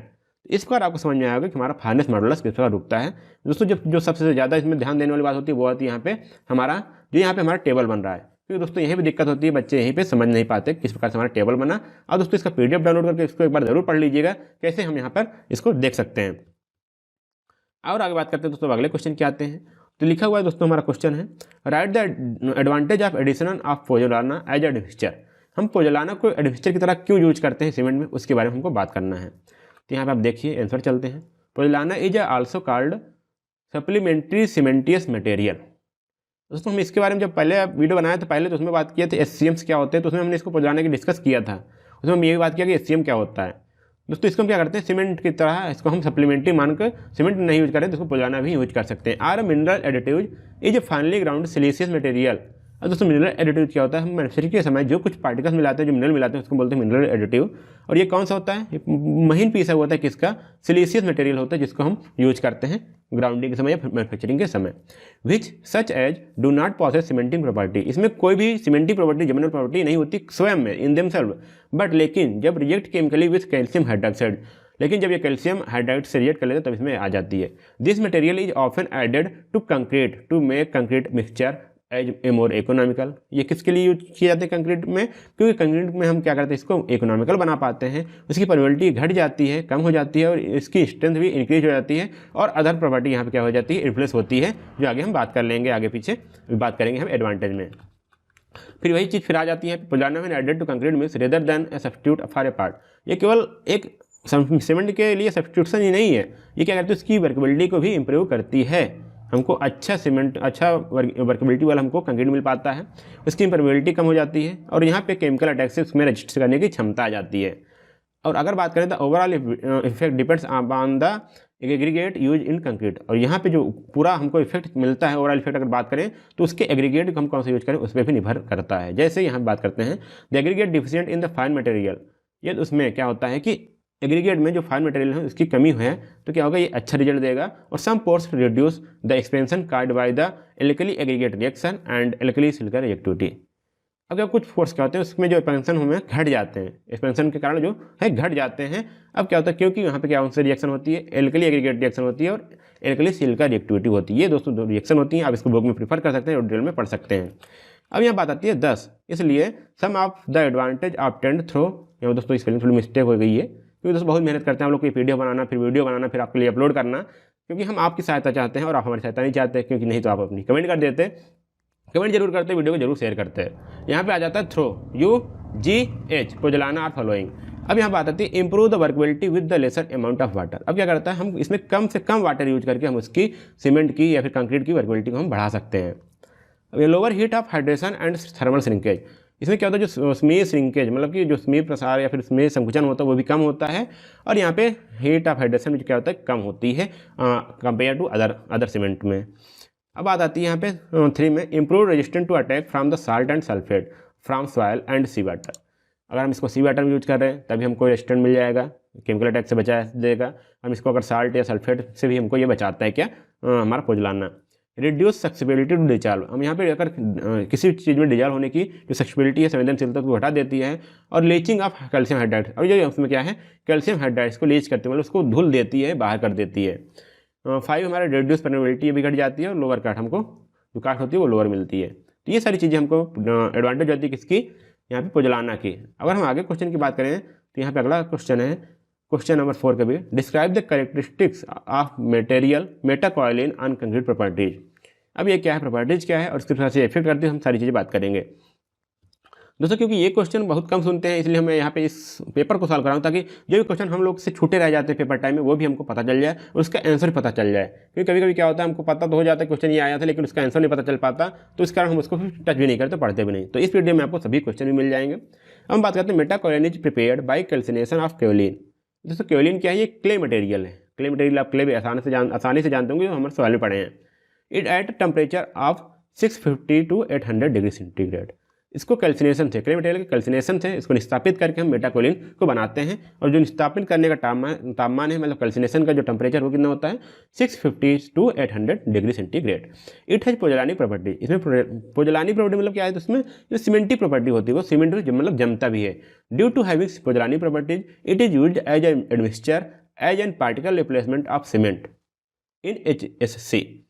अब यहाँ पे बात आती है, हम इसको एडमिक्सचर की तरफ यूज करते हैं और सीमेंट को रिप्लेसमेंट भी कर सकते हैं, किससे, यहाँ पे मेटाकॉइलिन से। और हम किस में करते हैं इसको, अधिकतर हाई स्ट्रेंथ कंक्रीट में हम इसका काम करते हैं। It is a powder form, ये पाउडर फॉर्म होता है ऑफ मटेरियल ऑफ वाइट और grey colour having fineness of 700 to 900 metre square per kg। ये भी दोस्तों फाइनेस भी यहाँ पे देखिए अच्छी खासी है, कितना है दोस्तों, 700 to 1900 metre square per kg। अगर इसकी स्पेसिफिसिटी की बात करें तो ये 2.50 है, और स्पेसिफिक सरफेस बात करें तो यहाँ पे है 8 to 15 मीटर स्क्वायर पर ग्राम। तो ये दोस्तों यहाँ पे इसकी कुछ प्रॉपर्टीज हो जाती हैं। इसके एडवांटेज भी देख लेते हैं क्या होती है। एडवांटेज ऑफ मेटाकॉइलिन इन कंक्रीट, इसको हम क्या क्या यूज करते हैं। पहला बात आता है, it reduce the size of pores in cement paste bye transforming फाइनर particle into discontinuous pores. अब यहाँ पे क्या होता है दोस्तों, देखिए अब बात करिए, पोर साइज को घटा देता है। क्यों किया क्या होता है, ट्रांसफॉर्मिंग फाइनर पार्टिकल, क्योंकि सीमेंट पेस्ट को क्या होता है, छोटे पार्टिकल में इसको डिसकंटिन्यूअस पोर्स में यहाँ पे तब्दील कर देता है। जैसे हम बात करते हैं यहाँ पे, मान लीजिए यहाँ पे कोई है पोर्स है, अब यहाँ पे इसका क्या है, पोर्स साइज बड़ा है, लेकिन अगर हम इसी को छोटे छोटे तोड़ दें, मान लीजिए यहाँ पे वॉल्यूम इतना ही रहे, लेकिन इसका छोटे छोटे तोड़ दें तो क्या होगा, इसका जो पोर्स साइज है कम हो गया। ठीक है, यहाँ पे ये पोर्स को घटा देती है, साइज को घटा देता है। It increase the compressive and flexural strength, इसको कंप्रेसिव स्ट्रेंथ और फ्लेक्चरल स्ट्रेंथ को ही यहाँ पे बढ़ाता है। अब फ्लेक्चरल स्ट्रेंथ क्या होती है दोस्तों, अब इसको प्रीफर कर सकते बुक में, या फिर हम आगे आने वाले पेपर जो सॉल्व करेंगे उसमें हम आपको एक क्वेश्चन भी आया है फ्लेक्चरल स्ट्रेंथ के बारे में टिप्पणी लिखने का, उसको हम बात करेंगे। थर्ड हमारा आता है, it reduce inflorescence of concrete point. इसमें क्या होता है, फ्लोरेसेंस जो होता है कंक्रीट में उसको भी ये कम करता है। It increase the durability of concrete, concrete के ड्यूरेबिलिटी मतलब टिकाऊपन को बढ़ाता है। Accelerate initial setting time of concrete, concrete के इनिशियल सेटिंग टाइम को त्वरित करते हुए जल्दी जमने देता है। Cross section of the structure can be reduced safely, यहाँ पे हम इसको जो मान लीजिए कोई स्ट्रक्चर उसका इतना क्रॉस सेक्शन एरिया है, मान लीजिए 3 मीटर है, सॉरी ये 2 मीटर या 3 मीटर है, कुछ भी हो सकता है। क्रॉस सेक्शन एरिया दोस्तों मीटर में तो नहीं होगा और कभी होगा, मान लो 20 mm है, ये 30 mm है। अब इससे हम कम कर सकते हैं, क्योंकि यहाँ पे क्या है कि amount of concrete use is reduce, जो हम इसमें कंक्रीट यूज करें उसको हम घटा सकते हैं, क्योंकि इसमें स्ट्रेंथ ज़्यादा होता है। तो हम इसको हो सकता है 15 बाई यहाँ पे 20 यूज कर लें, या हम इसको घटा सकते हैं। क्रॉस सेक्शनल एरिया जब हम घटाएंगे एरिया तो क्या होगा, हमारी रिड्यूस हमारी जो कंक्रीट है वो भी बच पाएगी। ये सारी चीज़ें यहाँ पे हो जाती हैं। Eco friendly by reducing amount of carbon dioxide emission, इसमें हमारा क्या होता है, कार्बन डाइऑक्साइड का एमिशन भी कम होता है और इको फ्रेंडली होता है। Reduce heat of hydration leading of shrinkage and crack control, इसके दौरान हम क्या करते हैं, श्रिंकेज जो हमारी होती है या फिर कहें हीट हाइड्रेशन क्या होता है वो कम होता है, घट जाता है, जिसके कारण वो सिंकेज और क्रैक कंट्रोल को हो जाता है। सिंकेज कम होता है, उसमें जो क्रैक होते हैं उसको भी हम कंट्रोल कर पाते हैं। इसका यूज देखें तो डैम में यूज होता है, ब्रिज में यूज हो जाता है, मास कंक्रीटिंग में यूज होता है, वाटर रिटेनिंग स्ट्रक्चर में यूज हो जाता है, और हाई राइज बिल्डिंग हो गई। ऑफशोर मतलब दोस्तों जो हम समुद्र के तट के या तट के किनारे जो हम स्ट्रक्चर बनाते हैं उसमें भी हो जाता है, और न्यूक्लियर पावर स्टेशन में हम इसका यूज करते हैं, किसका, मेटाकोइलिन का। ये सारी चीज़ें हमारी आ जाती हैं। और दोस्तों बात करते हैं यहाँ पे, दोस्तों मैं बात कर रहा हूँ इसकी पीडीएफ आप नीचे डिस्क्रिप्शन में दिए गए लिंक से डाउनलोड कर सकते हैं। आसानी से आपको वहाँ पे 2 प्रीवियस ईयर पेपर और एक सैम्पल पेपर आपको सॉल्व मिल जाएंगे, जबकि आप इसको आसानी से पढ़ सकते हैं एग्जाम देने से पहले और अधिक से अधिक मार्क्स गेन कर पाएंगे। अब बात करें दोस्तों question 5A, what data required for mix proportioning and explain target mean strength. अब यहाँ पे क्या है दोस्तों कि हमारा क्या है, मिक्स प्रोपोर्शनिंग में कौन कौन सा डाटा रिक्वायर्ड होता है हमको उसको डिजाइन करने के लिए, और उसका टारगेट मीन स्ट्रेंथ क्या होती है उसको भी हमको बताना है। दोस्तों ये क्वेश्चन हमारा यहाँ इसी पेपर में रिपीट हो गया। आप पिछले वीडियो में देखे होंगे, यहाँ पे हमने बात की था factors affecting the mix design. बिल्कुल वही चीज़ है जो वहाँ पे फैक्टर डिपेंड करते हैं मिक्स डिजाइनिंग में, वही चीज़ हमारा यहाँ पे डाटा रिक्वायर भी होता है कि हमको उस चीज़ को कितना रखना है। तो यहाँ पे बात करते हैं IS 10-6-2009 the following data required for mix proportioning of a particular grade of concrete. अगर हमको किसी एक पार्टिकुलर ग्रेड कंक्रीट चाहिए, उसका प्रोपोर्शनिंग करना है, तो ये चीज़ें हमको डाटा चाहिए। पहला क्या है, ग्रेड डिजाइनेशन, हमको कितने ग्रेड की कंक्रीट चाहिए, सीमेंट का हमको कौन सा यूज करना है, और क्या है हम किस प्रकार के या किस साइज का हम एग्रीगेट यूज करने वाले हैं, उसकी मैक्सिमम साइज क्या है, मिनिमम वाटर सीमेंट कितना हमको रखना है, और मिनिमम वाटर सीमेंट रेशियो हो गया, और मिनिमम सीमेंट कंटेंट उसमें कितना सीमेंट रखना है, और उसमें सीमेंट रेशियो भी कितना रखना है, वर्केबिलिटी हमको कितना चाहिए, इसके लिए क्या होना चाहिए, हमको कौन सा ट्रांसपोर्टिंग मेथड यूज कर रहे हैं, या फिर उसमें प्लेस कौन सा कर रहे हैं, प्लेस किस मेथड से कर रहे हैं, कहीं पंपिंग तो नहीं कर रहे हैं। अगर पंपिंग कर रहे होंगे तो वर्केबिलिटी हमको ज़्यादा चाहिए, और उस तरह से प्लेस कर रहे हैं तो वर्केबिलिटी कम रहेगी तभी चल जाएगा। हम कौन सा वाइब्रेटर यूज कर रहे हैं, वो सारी चीज़ें यहाँ पर वर्केबिलिटी इसीलिए डिपेंड करती है कि वाइब्रेटर कौन सा यूज कर रहे हैं, इक्विपमेंट कौन सा यूज कर रहे हैं, प्लेसिंग मेथड कौन सा, ये सारी चीज़ें यहाँ पे आ जाती हैं। एक्सपोजर कंडीशन कैसा है, जी हाँ दोस्तों, आप किस कंडीशन में उसका यूज करने वाले हैं, कंडीशन वेरी सेवर तो नहीं है, मॉडरेट तो नहीं है, या फिर माइल्ड सेवर है, माइल्ड एक्सपोजर है। तो इस बार से आपको टेबल यहाँ पे देख सकते हैं किस एक्सपोजर के लिए क्या क्या हमारी कॉन्फ़िगरेशन होती है, वो सारी चीज़ें हम यहाँ पे देख पाएंगे। 8वां बात करें तो maximum temperature of concrete eight the time of placing. जब हम इस कंक्रीट को प्लेस कर रहे हैं, जिस साइड पर प्लेस कर रहे हैं उस समय उसका टेम्परेचर क्या है साइड का, वो भी हमें डिपेंड करता है, और इसलिए हमको वो टेम्परेचर जरूरत भी पड़ती है। Method of transporting and placing, जैसे मैंने आपको दोस्तों बता चुका क्यों जरूरत पड़ती है। Early age strength requirement if required, हमको जल्द ही या फिर जल्द से जल्द कितनी स्ट्रेंथ कुछ दिनों हमको पा लेनी है, वो सारी चीज़ें। कौन एग्रीगेट किस टाइप का यूज करने वाले हैं, मैक्सिमम सीमेंट कंटेंट कितना, मतलब कि अधिकतम कितना सीमेंट हम यूज करना चाहते हैं, फिर हम किस प्रकार का एडमिक्सचर यूज करना चाहते हैं, और कौन सा कंडीशन है इसके यूज करने के लिए, मतलब कि वर्केबिलिटी के लिए यूज कर रहे हैं कि एयर एंटेनिंग है कि और सल्फेट स्टिंग एडमिक्सचर यूज कर रहे हैं, तो सारी चीज़ें हमको यहाँ पे देखनी होती है। इस तरह दोस्तों कुछ हमारे फैक्टर्स हो जाते हैं जो हमको डिपेंड करती है, जो डाटा रिक्वायर होता है हमको मिक्स प्रोपोर्शनिंग के लिए।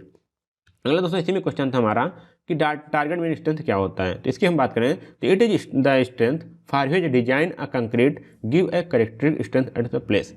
जी हाँ दोस्तों, करेक्टरिस्टिक्स स्ट्रेंथ वो होती है जो हमको साइड पर रिक्वायर होती है, मतलब कि करेक्टरिस्टिक्स दोस्तों बनता नहीं जल्दी से, करेक्टरिस्टिक्स स्ट्रेंथ वो होती है जो हमको प्लेस पे जरूरत होती है।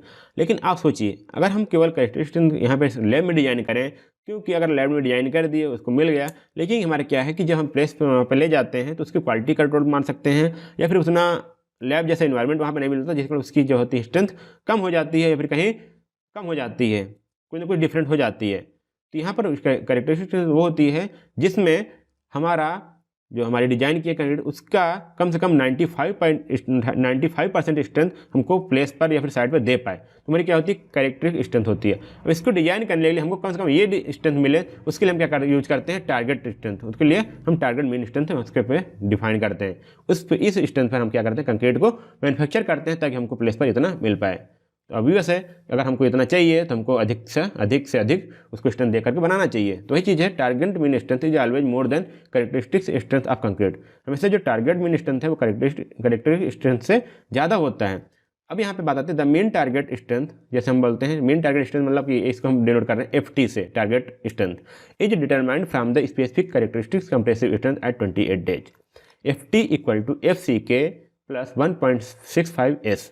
अब यहाँ पे दोस्तों FT क्या है, यहाँ पे इसको हम FT लिख सकते हैं या फिर इसको FM भी लिख देते हैं कहीं कहीं पे। तो यहाँ पे दोस्तों कंफ्यूजन मत होइए कि यहाँ पे FT या फिर FM वही है। यहाँ क्या है target mean compressive strength at 28 days in newton पर mm स्क्वायर। और FCK क्या है दोस्तों, characteristics compressive strength of concrete and 28 days in newton पर mm²। अब देखिए यहाँ पे तो इतना हो गया, अब इसमें हमको इतना ऐड भी करना है, तो ऑब्वियस है कि हमको ज़्यादा मिलेगा। तो स्टैंडर्ड डेविएशन इन न्यूटन पर mm² ये होता है, और यहाँ पे 1.65 ये कंस्टेंट होता है। अब ये यहाँ पे बात होती है स्टैंडर्ड डेविएशन। तो स्टैंडर्ड डेविएशन क्या है दोस्तों, अलग अलग ग्रेड कंक्रीट के लिए अलग अलग है। जैसे यहाँ पे M10 और M50 के लिए कितना है 3.5, और M20 और M35 के लिए हमारा 4 है। M30, M35, M40 इसके ऊपर जितने भी होते हैं उसके लिए स्टैंडर्ड डेविएशन कितना लेते हैं, 5 लेते हैं। तो इस प्रकार दोस्तों हम क्या करते हैं, टारगेट मीन स्ट्रेंथ हमारा ये हो जाता है, और इस प्रकार से हमको डाटा रिक्वायर होता है किसके लिए, हमको किसी मिक्स प्रोसेसिंग को करने के लिए।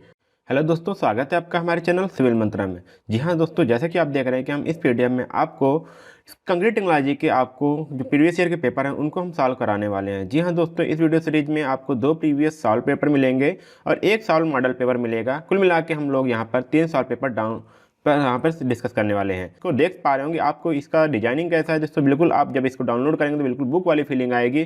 जी हाँ दोस्तों, ये लगभग 68 पेज का आपका ये PDF है दोस्तों, आप इसको डाउनलोड कर पाएंगे। और यहाँ पर आप देखेंगे दोस्तों, यहाँ पे आपको फीचर दिए गए हैं। आप जिस क्वेश्चन को आपको देखना हो आप वहाँ पर डायरेक्टली अगर सिंपल से आप क्लिक करेंगे तो आप उस क्वेश्चन के आंसर पर पहुँच जाएंगे। जी हाँ दोस्तों, यदि आपको फिर वापस आना हो तो आपको कॉर्नर में एक अप एरो का साइन मिलेगा, वहाँ से आप क्लिक करके जस्ट आपको इस इंडेक्स पे आ पाएंगे।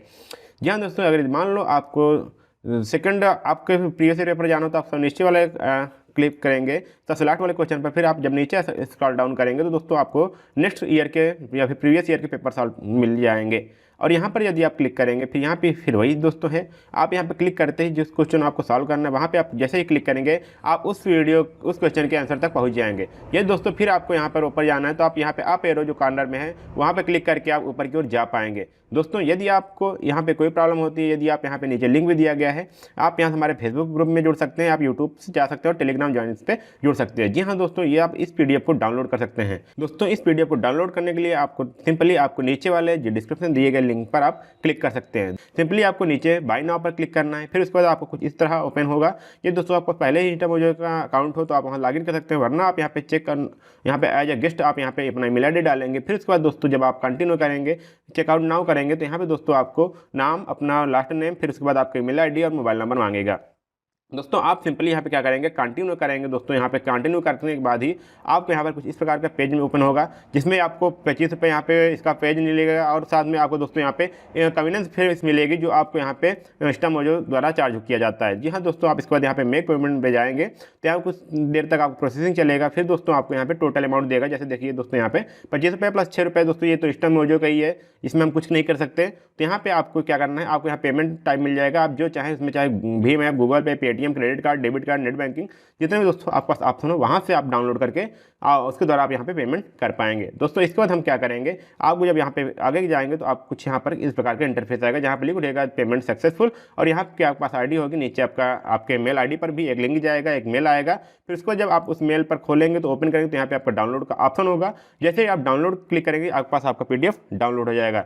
जी हाँ दोस्तों, यदि आपका PDF नहीं डाउनलोड होता तो आप हमके इस रिसिप्ट के साथ, जी हाँ दोस्तों, जैसे कि आपको ये वाला रिसिप्ट मिला था, आप इस वाले रिसिप्ट के साथ हमको मेल लिख पाएंगे और हम आपको PDF सेंड भी कर सकते हैं।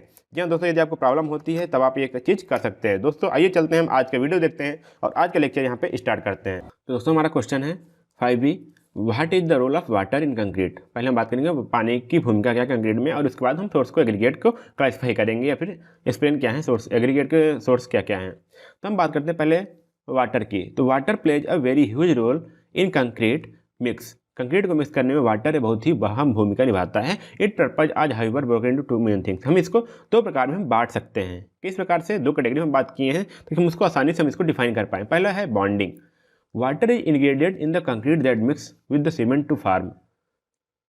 अब दोस्तों वाटर एक ऐसा इंग्रेडिएंट है जो कंक्रीट को मिक्स करता है, मतलब कि सीमेंट के साथ हम मिक्स करते हैं, किसके लिए, कंक्रीट बनाने के लिए, इसलिए हम इसको बाइंडर के नाम से भी जानते हैं। इट इस्टेब्लिश्ड या increase the bond between the cement, aggregate and admixture. ये दोस्तों एडमिक्सचर, एग्रीगेट और सीमेंट के बीच में हमारा क्या करता है, बॉन्ड को इंक्रीज करता है और जल्दी से बॉन्डिंग हो जाती है। Water is also responsible for the process of hydration that leads the hardening of concrete to form different structure. Water ही क्या होता है कि हमको एक हाइड्रेशन प्रोसेस देता है। वाटर हम मिलाते हैं जैसे सीमेंट में, तभी तो हाइड्रेशन प्रोसेस होता है, तभी हमारी सीमेंट क्या होती है, जमती है और हार्ड होती है, जिसको हम एक डिफरेंट स्ट्रक्चर इससे पता कर पाते हैं और बना पाते हैं। तो हमारी क्या हो जाती है, बॉन्डिंग। और सेकंड हमारे जो हमको मिलती है वाटर से मिलती है वर्केबिलिटी। वर्केबिलिटी क्या होती है दोस्तों, आप जानते होंगे, this is the ease of ferrying and mixing of concrete.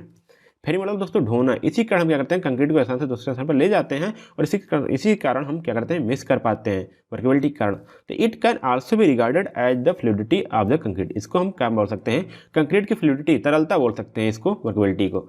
हम यहाँ पर थैंक्स टू वाटर को धन्यवाद करना चाहेंगे। क्यों, concrete can be easily mixed to form the desired mixture. ये क्या है, कंक्रीट को हम आसानी से इसमें मिक्स कर सकते हैं, डिजायर्ड मिक्सचर मतलब एक इच्छित मतलब मिश्रण बनाने के लिए। The role of water is to reduce external friction between concrete and which your equipment being use to mix. अब यहाँ बताती है क्या करता है कंक्रीट में, या फिर हम जब पानी मिलाते हैं कंक्रीट में, तो एक जो हमारी फ्रिक्शन है उसको कम करती है। और कौन कौन से फ्रिक्शन कम करती है वो भी आप बात कर लीजिए। जो यहाँ पे कंक्रीट के बीच में जो हमारे इंग्रेडिएंट है, जो कण हैं, उनमें जैसे एग्रीगेट हो गया, एग्रीगेट के बीच जब सीमेंट है, जो सैंड और एग्रीगेट के बीच जो फ्रिक्शन होता है उसको कम करता है। आप खुद ही समझ लीजिए, अगर मान लीजिए हम पानी न मिलाएं और ऐसे कंक्रीट को मिक्स करते रहें तो क्या होगा, ज़्यादा हमको एफर्ट लगाना पड़ेगा। जैसे पानी मिला देते हैं वैसे घुल जाता है और हम आसानी से इसमें एक लुब्रिकेशन का काम कर देता है।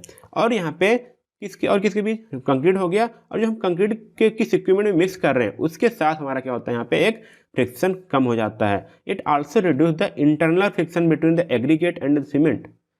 इंटरनल फ्रिक्शन, अभी तो यहाँ बात होगी कंक्रीट और इक्विपमेंट के बीच में, अब यहाँ बात हो रही है किसके, जो फ्रिक्शन है किसके बीच, एग्रीगेट और सीमेंट के बीच में जो इसके बीच फ्रिक्शन लगता है उसको भी यहाँ पे वाटर कम कर देता है फ्रिक्शन को। It is because of the workability facilitated by water that concrete can be moulded into different shape before it can harden. कारण यह भी है कि वर्केबिलिटी क्या है, वर्केबिलिटी जो वाटर द्वारा मिलती है वो उससे द्वारा हम क्या करते हैं, कंक्रीट को मोल्ड कर देते हैं, मतलब अलग अलग स्ट्रक्चर में उसको हार्ड होने से पहले ही हम अलग अलग स्ट्रक्चर में उसको ढाल देते हैं। ये हमारी क्या काम आती है, वर्केबिलिटी, मतलब कि ये पानी के कारण ही ये संभव हो पाता है।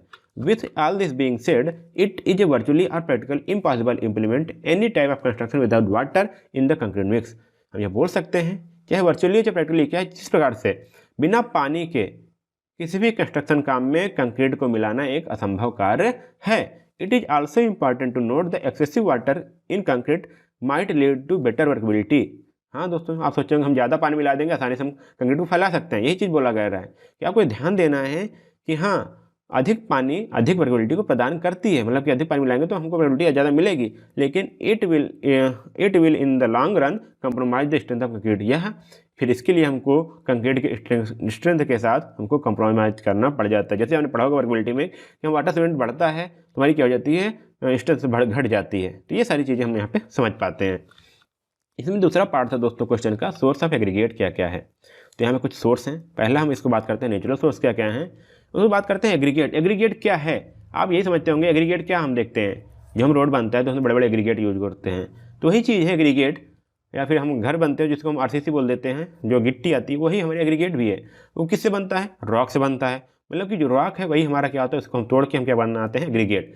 तो हम रॉक के ही सोर्स को पता करेंगे जिसमें हमको एग्रीगेट मिलता है। यहाँ पहला आता है sedimentary rock. These rock types are found by the chemical precipitates and settlement of the sediments or organic matter near the earth surface and usually within the water bodies. अब ये कौन सी rock होती है दोस्तों, आप बहुत पढ़े होंगे, अब बिल्डिंग मटेरियल में पढ़ चुके होंगे, अदर क्लासेस में पढ़े होंगे कि क्या होता है सेडिमेंट्री रॉक। बात क्या रहा है कि rocks types are found chemical precipitates, और क्या होता है सेडिमेंट्स के कारण, जो सेडिमेंट्स के सेटल होने के कारण जो रॉक मिलती है, चाहे वो ऑर्गेनिक मैटर हो, चाहे वो ऑर्गेनिक मैटर हो सकता है, या फिर वो किसी अर्थ सरफेस के पास ही कोई भी रॉक हो सकती है जिसको हम बोलते हैं सेडिमेंट्री रॉक, या फिर पानी के अंदर भी हो सकती है। जैसे एग्जांपल में बात करें तो limestone, dolomite, dolostone, shale and sandstone. दोस्तों आप सोच रहे हो ये तो रॉक है, जी हाँ, तो अगर हम इसी को क्रश करेंगे तो जो हमको रॉक जो हमको मिलेगा एग्रीगेट वो भी तो लाइम स्टोन ही रहेगा, उसका फिजिकल प्रॉपर्टी चेंज नहीं होगी ना फिजिकल चेंज होगी, केमिकल तो चेंज होने वाले नहीं है, तो वो तो रहेगा लाइम स्टोन ही, तो वो भी एग्रीगेट ही है, limestone aggregate, dolomite, dolostone and shale and sandstone, ये हमारी होगी सेडिमेंट्री रॉक्स मिलती है। फिर बात आती है इग्नियस रॉक। ये कौन से रॉक होते हैं, these rock type are found by the cooling and solidification of magma और लावा। ये मैग्मा या फिर लावा के पिघलने से या फिर उसके जमने से क्या होता है, जमने से या फिर ठंडा होने से हमारा इग्नियस रॉक मिलता है। जैसे हमारे ग्रेनाइट हो जाते हैं, बेसाल्ट हो जाते हैं, और रियोलाइट एक प्रकार का है, वो भी हमारा इग्नियस रॉक से मिलता है। ये सारे एग्रीगेट हो जाते हैं क्योंकि ये चट्टान है, इसको तोड़ेंगे हमको ग्रेनाइट एग्रीगेट मिलेगा, बेसाल्ट का एग्रीगेट मिलेगा, रियोलाइट का एग्रीगेट मिलेगा। अगर हम बात करते हैं थर्ड में मेटामॉर्फिक रॉक, तो these rocks type performed by the transforming of existing rocks may be igneous or sedimentary under heat and pressure. अब ये बात करिए दोस्तों, these rocks are formed by transforming, ये जो हमारे दूसरों हैं, चाहे वो सेडिमेंट्री हो चाहे इग्नियस हो, उसके मतलब उसके प्रॉपर्टीज को चेंज करने से, जैसे perform by transforming the existing rock, जो ऊपर के हैं उसी को ट्रांसफॉर्म होकर के हमको मिलता है मेटामॉर्फिक रॉक। किसके कारण चेंज होता है? ये हीट और प्रेशर कारण। जैसे हमारा क्वार्टजाइट हो गया, स्लेट हो गया, नाइस हो गया, ये सब हमारे सोर्स ऑफ एग्रीगेट ही तो हैं। जो हमारे चट्टान है, इग्नियस रॉक से जो चट्टान मिलता है उसको इग्नियस इस प्रकार मिलते हैं, और कुछ एग्रीगेट होते हैं आर्टिफिशियल होते हैं। जैसे the most widely used artificial aggregate are clean broken bricks, साफ ब्रिक्स होते हैं उनको हम ब्रोक कर देते हैं, वो भी एग्रीगेट की तरह यूज हो जाते हैं। And air cold fresh ballast furnace like, दोस्तों जो हमारा फर्नेस से होती है, जो हम जहाँ पे हमारी भट्टियाँ होती हैं जिससे हम यहाँ पे आयरन निकालते हैं, एल्यूमिनियम, वहाँ से भी कुछ निकलते हैं एग्रीगेट के, तो वहाँ पे एयर कोल्ड होता है, एयर से सुखा करके वहाँ पे हमें एग्रीगेट मिल जाता है हमको। Other examples of artificial slag are the expanded shale, expanded slag, clinker, etc। दोस्तों इसके लिए आप अगर गूगल करेंगे ना तो अच्छे अच्छे में जाएंगे जो आपको एक फीलिंग दे देंगे कि हमारा क्या होता है एक्सपेंडेड सेल, फिगर बढ़िया बढ़िया आ जाएंगे। तो आप उसको देख लीजिए, एक बार गूगल कर लीजिए, आसानी से आपको पता चल जाएगा एक्सपेंडेड सेल क्या होता है, एक्सपेंडेड स्लैग, क्लिंकर क्या होता है। क्योंकि दोस्तों अगर एक बार गूगल कर लेंगे आपके दिमाग में वो इमेज चला जाएगा, इसको आप आराम से लिख पाएंगे। दोस्तों हमारा अगला क्वेश्चन आता है क्या, describe in details V B consistometer test do to determine the workability of concrete. हमको वर्केबिलिटी ऑफ कंक्रीट को क्या करना है, डिफाइन करना है किसी सहायता से, वीबी कंसिस्टोमीटर की सहायता से, और उसको डिटेल में एक्सप्लेनेशन करना है। तो आइए हम बात करते हैं आंसर 1। तो this is carried out in a such manner that the specimen concrete is test receives more or less some treatment in respect to the method of placing. It would be the inactual execution of the work. This test is preferred for finding workability of stiff concrete mix having very low workability। दोस्तों इसको हम इस manner में या फिर इस यहाँ पे जो स्पेसिमेन कंक्रीट को डालते हैं, इस प्रकार से हम इसका टेस्ट करते हैं, जैसे कि वो हमारा टेस्ट मतलब कि हम जैसे कि हम प्लेस करते हैं, जैसे कि हम यहाँ पे साइड पर भी उसका एग्जीक्यूशन करते हैं वर्क पर, एक्चुअल वर्क जैसे हम उसको डन करते हैं, उसी तरह से हमारा जो कंक्रीट का टेस्ट होता है उसी प्रकार से हम यहाँ पे वीबी कंसिस्टोमीटर में करते हैं। और ये इसलिए ज़्यादा यूज होता है क्योंकि हम इसको कम वर्केबिलिटी में भी इसको हम फाइंड कर पाते हैं, इससे हम वर्केबिलिटी निकाल पाते हैं। जैसे यहाँ पे स्टिफ कंक्रीट भी हो गया जिसकी वर्केबिलिटी बिल्कुल लो होती है, उसके कारण भी हम इसका वर्केबिलिटी निकाल पाते हैं वीबी कंसिस्टोमीटर द्वारा। तो in a test if a VB time, अभी बात करें दोस्तों वीबी टाइम क्या होती है, आगे बात हो जाएगी। VB time 3 to 5 seconds represent the stiff plastic concrete having medium workability. Plastic stiff तो होगी, मतलब थोड़ी कठोर तो होगी, लेकिन इसकी वर्केबिलिटी क्या होगी, मीडियम होगी। अगर में भी 10 से 15 सेकंड हो गया तो ये क्या करेगी, लो वर्केबिलिटी रहेगी। और वहीं पे हमारे वीबी टाइम क्या हो गया, मोर देन 20 सेकंड हो गया तो वेरी स्टिफ कंक्रीट, मतलब कि बहुत ही ज़्यादा स्टिफ कंक्रीट है और उसकी वर्केबिलिटी तो बिल्कुल लो है। तो यहाँ पे इस प्रकार से हम इसके टाइम के द्वारा, जो हमको टाइम लगता है वाइब्रेट करने में, तो वो हमको यह बताता है वीबी टाइम। इस कारण यहाँ पे हम इसके द्वारा जो टाइम लग रहा है, इसी कारण हम इसको बता देते हैं वर्केबिलिटी कितनी है। This is a good laboratory test to measure indirectly the workability of concrete. बहुत ही अच्छा यहाँ पर बोला जा रहा है कि वर्केबिलिटी टेस्ट करने का बहुत अच्छा तरीका है, लेकिन कैसा है, इनडायरेक्टली है। This test consist of a vibrating plate, a metal pot and standard iron rod. यहाँ पे क्या होता है, 3 चीज़ें हैं, एक वाइब्रेटिंग प्लेट जहाँ से हम इसको वाइब्रेट करते हैं, एक बर्तन होता है मेटल का, सिलिंड्रिकल बर्तन होता है, और एक स्टैंडर्ड आयरन रॉड होता है जिससे हम इसको कंपैक्ट करते हैं। It is performed as a slump test placing the slump inside the sheet metal cylindrical part of consistometer. हम क्या करते हैं, पहले जो टेस्ट स्पेसिमेन है उसको यहाँ पे जो सिलिंड्रिकल है उसमें हम यहाँ पे रख देते हैं स्लम्प को। फिर the glass disc attach to the arm it turn and place on the top of the concrete part. इस यहाँ पे दोस्तों एक डिस्क भी होता है, डिस्क प्लेट होता है, उसको हम यहाँ पे देखते हैं कि उसकी हाइट कितनी है, उसके द्वारा हम मेजर करते हैं कंक्रीट पार्ट के ऊपर। फिर उसके बाद हम क्या करते हैं, electrical vibrator is switch on and simultaneously as stop watch started. यहाँ पे हम स्विच ऑन करते हैं, मोटर को, वाइब्रेटर मोटर को स्टार्ट करते हैं और साथ में टाइम देखते हैं, टाइम को भी स्टार्ट करते हैं, स्टॉप वाले होते हैं। फिर the vibration is continued till such time is the conical shape of the concrete disappears and concrete assume cylindrical shape, the stop watch is switched off. अब यहाँ पे क्या है, मान लीजिए पहले कंक्रीट का शेप इस तरह था हमने रखने पर, तो हमने इसको एक सिलेंडर के अंदर रखा है। अब क्या जब वाइब्रेट होगा तो धीरे धीरे इस प्रकार यहाँ पे सिलिंड्रिकल शेप ये ले लेगा। तो जब यहाँ पे पूरी तरह सिलिंड्रिकल शेप लेता है, उसके बीच जैसे सिलिंड्रिकल शेप लिया उसको हम क्या करते हैं, वाइब्रेटर को बंद कर देते हैं और जो रीडिंग है उसको हम देखते हैं। वही सारी चीज़ें यहाँ पे हो गई है। अभी हम आपको फिगर दोस्तों बताएंगे, उसमें से आप इसको आसानी से और बढ़िया देख पाएंगे। The time required for the shape concrete to change from slump concrete shape to cylindrical shape in second is known as V B time, V B degree. मतलब कि जो हमारा कोनिकल से हमारा सिलिंड्रिकल होने में जो टाइम लगा उसी को हम बोलते हैं यहाँ पे वीबी टाइम या फिर VB degree. This method is very suitable for very dry concrete whose slump value can not be measured by slump test. इसके द्वारा ऐसे भी कंक्रीट को सुटेबल कंक्रीट है, मेथड इसके लिए भी है, बिल्कुल सूखी होती है जिसमें हम स्लम्प टेस्ट नहीं कर पाते। तो दोस्तों यहाँ पे फिगर की बात करें तो यहाँ देखिए ये होता है हमारा वीबी कंसिस्टोमीटर।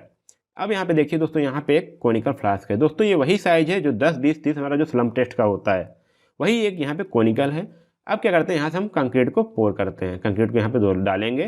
फिर उसके बाद जो हमारा आएगा, देखिए दोस्तों यहाँ पे हमारा 10, 20, 30। आप सोचेंगे ये कई संख्या है, क्योंकि दोस्तों इसके द्वारा हम स्लम्प टेस्ट और वीबी टाइम दोनों निकाल पाते हैं साथ में। अब यहाँ पे हम कंक्रीट को पोर किए, इसको हटा लिए, इसके साथ हमने इस पर डाले, फिर हटा दिए, फिर इस डिस्क से से इसकी रीडिंग ले लिए। अब क्या करेंगे, रीडिंग कितनी हो गई उसको हमने यहाँ पे देख लिए। फिर उसके बाद मान लीजिए, तो पहले हमको पता चल जाए कितना होगा। यहाँ पे अगर हाइट यहाँ पे 30 है तो ये भी 30 ही होगी, 300 mm होगी। अब जब इसको हटाएंगे तो कुछ ना कुछ हमारी स्लम्प के कारण ऐसे ही हमारी कंक्रीट क्या होगी, सेटल हो जाएगी। तो इसके तरह हम यहाँ पे स्लम्प जो टेस्ट है, स्लम्प उसका निकाल पाएंगे। अब इसके बाद हम क्या करते हैं, यहाँ पे नीचे वाइब्रेटर लगा हुआ, वाइब्रेटर को यूज करते हैं। अब यहाँ पे देखो दोस्तों, यहाँ पे एक सिलेंड्रिकल शेप है। अब मान लीजिए शुरुआत में यहाँ पे कुछ इस प्रकार का शेप था। अब जब वाइब्रेटर वाइब्रेट होगा तो धीरे धीरे क्या होगा, इस सिलेंड्रिकल शेप में आ जाएगा। जैसे सिलेंड्रिकल शेप में आया, उसका टाइम नोट कर लेंगे यहाँ से यहाँ तक आने में। जितना सेकंड लगा दोस्तों, हमारी हो जाती है वीबी टाइम। तो इस प्रकार दोस्तों यहाँ पे कुछ डायमेंशन दी हुई हैं, और इसका आप प्रैक्टिकल भी किए होंगे अपने लैब में, क्योंकि इसका हमारा प्रैक्टिकल लैब भी है। आप देखे होंगे जरूर, यहाँ पे आप समझ पाएंगे किस प्रकार से वर्क करता है। ये नहीं तो आप यूट्यूब पे कोई भी एक वीडियो देख पाएंगे इसका। जो हमारा दोस्तों वीडियो देखा करिए, वो देखा करिए जो प्रैक्टिकली किया गया हो, लेक्चर में देखा करिए। क्योंकि आप वीडियो देखें तो आपको एक बार दिमाग में चला जाएगा कौन सा स्विच ऑन करते हैं, कैसे हम इसकी रीडिंग नोट करते हैं, कब ये परफॉर्म होता है। तो इस प्रकार आप यहाँ पे आसानी से समझ पाएंगे। अब चलते हैं दोस्तों अगले क्वेश्चन की ओर। हमारा 6B है, define light weight concrete in and explain in details the classification of light weight concrete. अब दोस्तों जैसे नाम से ही पता है क्या है लाइट वेट, इसका वेट ही क्या होगा, कम होगा, वेट कम होगा, डेंसिटी कम होगी। अब इसी के बारे में हमको पता करना है, फिर इसको क्लासीफाई करना है। तो ये बात करते हैं। The self weight of normal cement concrete varies from 20 to 100 to 26 kilogram पर मीटर क्यूब। ये हमारा जो नॉर्मल वे कंक्रीट होती है उसका हमारा वेट है, या फिर बोलते हैं उसकी हमारी डेंसिटी है। This is the one of the main disadvantage of the conventional cement concrete as this heavy weight concrete makes it economical structural material. क्योंकि इसका वेट ज़्यादा है इसलिए हमको क्या बनाता है, ये अनइकोनॉमिकल हो जाता है। क्योंकि अनइकोनॉमिकल क्या होगा, हम कंक्रीट बनाएंगे तो हमारा जो डेड लोड होगा वो उसका वेट भी ज़्यादा हो जाएगा, जिसमें जो हमको डिजाइन करना है वो ज़्यादा लोड के लिए डिजाइन करना हो जाएगा। इसलिए यहाँ पे हमको क्या होता है, अनइकोनॉमिकल पड़ जाता है। यही एक इसका ड्रॉबैक है। तो इसकी एफिशिएंसी को बढ़ाने के लिए हम क्या करते हैं, एक ऐसा मटेरियल यूज करते हैं जिसकी डेंसिटी कम हो इस नॉर्मल कंक्रीट से। तो हम क्या करते हैं, a cement concretes having self weight ranging from 300 to 1850, या फिर हो सकता है आपको 1800 भी मिल जाए किलोग्राम पर मीटर क्यूब। इतना जो हमारा रेंज होता है इसको बोलते हैं लाइट वेट कंक्रीट। इस प्रकार हम एक कंक्रीट बनाए जिसके द्वारा हम यहाँ पे कम से कम इतना हम डेंसिटी को कम कर पाए। इसका क्या होगा, हमारा जो डेड लोड है वो कम हो जाएगा और हमको कम रेफोर्समेंट की जरूरत पड़ेगी या फिर कम डिजाइनिंग की जरूरत पड़ेगी। वो सारी चीज़ें हम यहाँ पे देख पाएंगे। तो हमारी लाइट वेट कंक्रीट हो जाती है दोस्तों। उसकी क्लासिफिकेशन की बात करें तो यहाँ पे कई सारे से हम इसको क्लासीफाई कर पाते हैं। जैसे पहले हम बात की है depending upon the method of procedure production, हम किस प्रकार से लाइट वेट कंक्रीट को प्रोड्यूस कर रहे हैं उसके आधार पर हमारा आता है light weight aggregate concrete. This type of concrete is produced by the using porous light weight aggregate. मतलब कि लाइट वेट एग्रीगेट कैसे होंगे, लाइट होंगे उनका वेट हल्का होगा, लेकिन कैसे होंगे, पोरस होंगे, तभी तो हमारा वेट हल्का होगा। तो ये भी बात आती है। Of low specific using less than 2.6, तो इसकी जो स्पेसिफिक हो जाएगी 2.6 से भी कम रहेगी। इस प्रकार से हमको लाइट वेट कंक्रीट मिलती है, किससे बनती है, लाइट वेट एग्रीगेट से। फिर बात आती है aerated cellular formed or gas concrete. This type of concrete is produced by the introducing large voids within the concrete or mortar। अब इसमें क्या करते हैं, हम जो इसको मैन्युफैक्चर करते हैं कंक्रीट को या फिर किसी चीज़ को, तो क्या कहते हैं, लार्ज वाइड्स उत्पन्न कर देते हैं। किसके द्वारा, कोई भी मिक्सचर यूज कर सकते हैं। तो क्या होता है यहाँ पे, these voids should be clearly distinguished from the fine voids produced by air entrainment. अब दोस्तों यहाँ पे देखिए कौन सा एजेंट यूज किया, एयर इंटेनिंग एजेंट या फिर एयर इंटेनमेंट मिक्सचर यूज किया, जिसके यहाँ पे क्लियरली आपको दिख जाएगा। अगर आप इसको देखेंगे, आप एसी ब्लॉक जो आजकल बड़े बड़े ब्लॉक यूज होते हैं, जो आपको ब्रिक के स्थान पर हम क्या करते हैं, एक एसी ब्लॉक आता है उसको हम यूज करते हैं। तो क्या होता है, इसी का लाइट वेट कंक्रीट का ही बना होता है। देखिए आप आसानी से एक, अगर जहाँ पे हम कम से कम 8 ब्रिक यूज करें नॉर्मल, जो हमारी मॉडुलर ब्रिक होती है, उसके जहाँ पर हम एक एसी ब्लॉक यूज करेंगे और वेट भी कम होगा। तो इसी कारण तो पॉसिबल है, वहाँ पर हम लाइट वेट कंक्रीट यूज करते हैं। अब आती है no fines concrete. This concrete this type of concrete is produced by the omitting the fine aggregate from the mix which is result in large number of interstitial voids. अब यहाँ पे दोस्तों क्या होता है, फाइन एग्रीगेट को हम और कम कर देते हैं और यहाँ पे जो वाइड्स होते हैं दोस्तों अंदर ही अंदर होते हैं, इंटरस्टिकल होते हैं, बहुत सूक्ष्म होते हैं, ये आप ध्यान दीजिएगा, आपको दिखते रहे, इसलिए यहाँ बात कीजिए no fine concrete. In the concrete normal weight concrete coarse aggregate is use. इसमें क्या होता है कि नॉर्मल वेट के एग्रीगेट यूज होते हैं। हमारे हो गया दोस्तों प्रोसीजर के हिसाब पर जो मेथड करते हैं, प्रोड्यूस करते हैं। आगे हम बात करते हैं अकॉर्डिंग टू इट्स यूज। तो हमारा पहला आ जाता है स्ट्रक्चरल लाइट वेट कंक्रीट, या भैया दूसरा आ जाता है मेजनरी लाइट वेट कंक्रीट, या फिर नॉन लोडिंग बिल्डिंग कंक्रीट। क्योंकि मेजनरी पे हम तो अधिकतर आजकल कॉलम पे लोड हमारा बियर करता है और मेजनरी हमारी क्या होती है लाइट वेट इसलिए यूज कर देते हैं। फिर इंसुलेटिंग कंक्रीट हो जाती है। अगर इसको based on minimum high strength की बात करें तो हमारा जो स्ट्रक्चरल लाइट वेट कंक्रीट होता है इसका जो स्ट्रेंथ होता है लेस देन 17 मेगापास्कल होता है। डेंसिटी हमारी 1400 से 1800 किलोग्राम पर मीटर की होती है, लेकिन 1840 से ज़्यादा नहीं होनी चाहिए। मेजोनरी कंक्रीट जो आती है सेकंड टाइप की होती है, उसकी अगर 28 दिन की कंप्रेसिव स्ट्रेंथ देखें तो हमारी होती है 7 to 14 MPa, मतलब कि 7 से 14 मेगापास्कल। डेंसिटी हमारी 500 से 800 किलोग्राम होती है। अब यहाँ पे कोफिशिएंट की बात करें, इंसुलेटिंग है तो यहाँ पे आपको इंसुलेटिंग है तो उसकी कोफिशिएंट भी जानना जरूरी होता है। तो यहाँ पे जो कोफिशिएंट थर्मल कंडक्टिविटी है यह है 0.3 joule per metre square second degree centigrade per metre. ये हमारी क्या हो जाएगी कोफिशिएंट ऑफ थर्मल कंडक्टिविटी हो जाएगी। स्ट्रेंथ हमारा होता है 0.7 से 7 MPa, मतलब कि देख रहे हैं दोस्तों स्ट्रेंथ बहुत ही कम है, इन सबसे अकॉर्डिंग इसका बहुत ही कम है। इसकी डेंसिटी जो है लेस देन 800 किलोग्राम पर मीटर क्यूब है। तो इस बार हम इसको देख पाएंगे। अब हमारा दोस्तों अगला क्वेश्चन आता है describe recycle aggregate concrete status in India. Recycle का एग्रीगेट कंक्रीट क्या होती है ये हम समझ पाएंगे। स्टेटस इंडिया दोस्तों मैंने इसको बहुत रिसर्च किया, जितना हमको डाटा मिल पाया वो हमने यहाँ पे लिखा है, क्योंकि यहाँ पे अभी कोई यहाँ पे स्टेटस मतलब कि कितना प्रोडक्शन हो रहा है रिसाइकल एग्रीगेट का कुछ ऐसा डाटा नहीं मिल पाया, इसलिए मैं यहाँ पे मेंशन नहीं कर पाया हूँ। पहले हम देखते हैं रिसाइकल एग्रीगेट कंक्रीट क्या होती है। The recycle aggregate result in both material and energy saving. ये क्या है, इसके द्वारा हम रिसाइकल एग्रीगेट क्या होता है, हमको मटेरियल की भी सेविंग होती है और एनर्जी भी सेव कर पाते हैं इसके द्वारा। It is primarily use in payment reconstruction. Payment जब हम किसी पेमेंट का रिकंस्ट्रक्शन करने होते हैं तो हम इसका यूज कर पाते हैं। It has been satisfactory use as an aggregate in granular subbase lean concrete and soil cement. इसका हम यूज कैसे कैसे कर पाते हैं, हम इसका सब ग्रेनुलर सब बेस कंक्रीट में यूज कर देते हैं, लीन कंक्रीट की तरह यूज कर पाते हैं और सॉइल सीमेंट की तरह भी हम इसका यूज कर पाते हैं। इसमें प्रोसेस क्या होता है ये देख लीजिए, breaking up and removing the old concrete. जब इसका हम प्रोसेस करते हैं, किस तरह हम इसको मैन्युफैक्चर करते हैं उसकी हम बात करें तो हम पहले क्या करते हैं, इसको ब्रेक करते हैं, तोड़ते हैं और उसमें जो पुरानी कंक्रीट है उसको निकालते हैं। तो कुछ जो ऊपर सरफेस है वो भी हो सकता है। Crushing in primary and secondary crushers, इसमें हम क्या क्या यूज करते हैं, फिर इसको क्रशर में क्रश करते हैं। Crushing concrete can B accomplished by the beam crusher. इसके लिए हम क्या करते हैं, क्रशिंग के लिए बीम क्रशर का यूज करते हैं। Removing reinforcing steel and embedded items, उसमें हम जो रेनफोर्सिंग स्टील है, जो रेनफोर्स की गई स्टील है उसको निकाल देते हैं। उसके साथ अगर कुछ और आइटम्स लगे हुए हैं तो उसको हम यहाँ पे हटाते हैं ताकि वो हमारी फ्रेश एग्रीगेट कंक्रीट मिल पाए। फिर उसको हम क्या करते हैं, उसकी ग्रेडिंग करते हैं, फिर वॉशिंग करते हैं। उसके बाद finally the resulting coarse of fine aggregate are stockpiled. फिर उसके बाद हम यहाँ पे क्या करते हैं, जो हमको कोर्स एग्रीगेट या फाइन एग्रीगेट की तरह हम उसको स्टॉक कर लेते हैं, मतलब रख लेते हैं। डर्ट, जिप्सम बोर्ड, वुड और other foreign material should be prevented from the contaminating final product.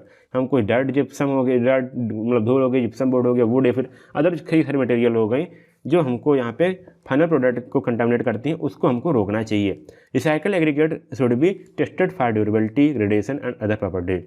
जो हमारी रिसाइकल कंक्रीट एग्रीगेट मिल रही है उसको हमको पहले टेस्ट कर लेना चाहिए, उसकी ड्यूरेबिलिटी कितनी है, उसका ग्रेडेशन क्या है और उसकी अदर प्रॉपर्टीज क्या है। दोस्तों आप इसका PDF नीचे से डाउनलोड कर पाएंगे और आसानी से 2 प्रीवियस ईयर पेपर और 1 सैम्पल पेपर आप ले पाएंगे, जिसके कारण इस चीज़ को पढ़ के आप एग्जाम में अच्छे मार्क्स गेन कर पाएंगे।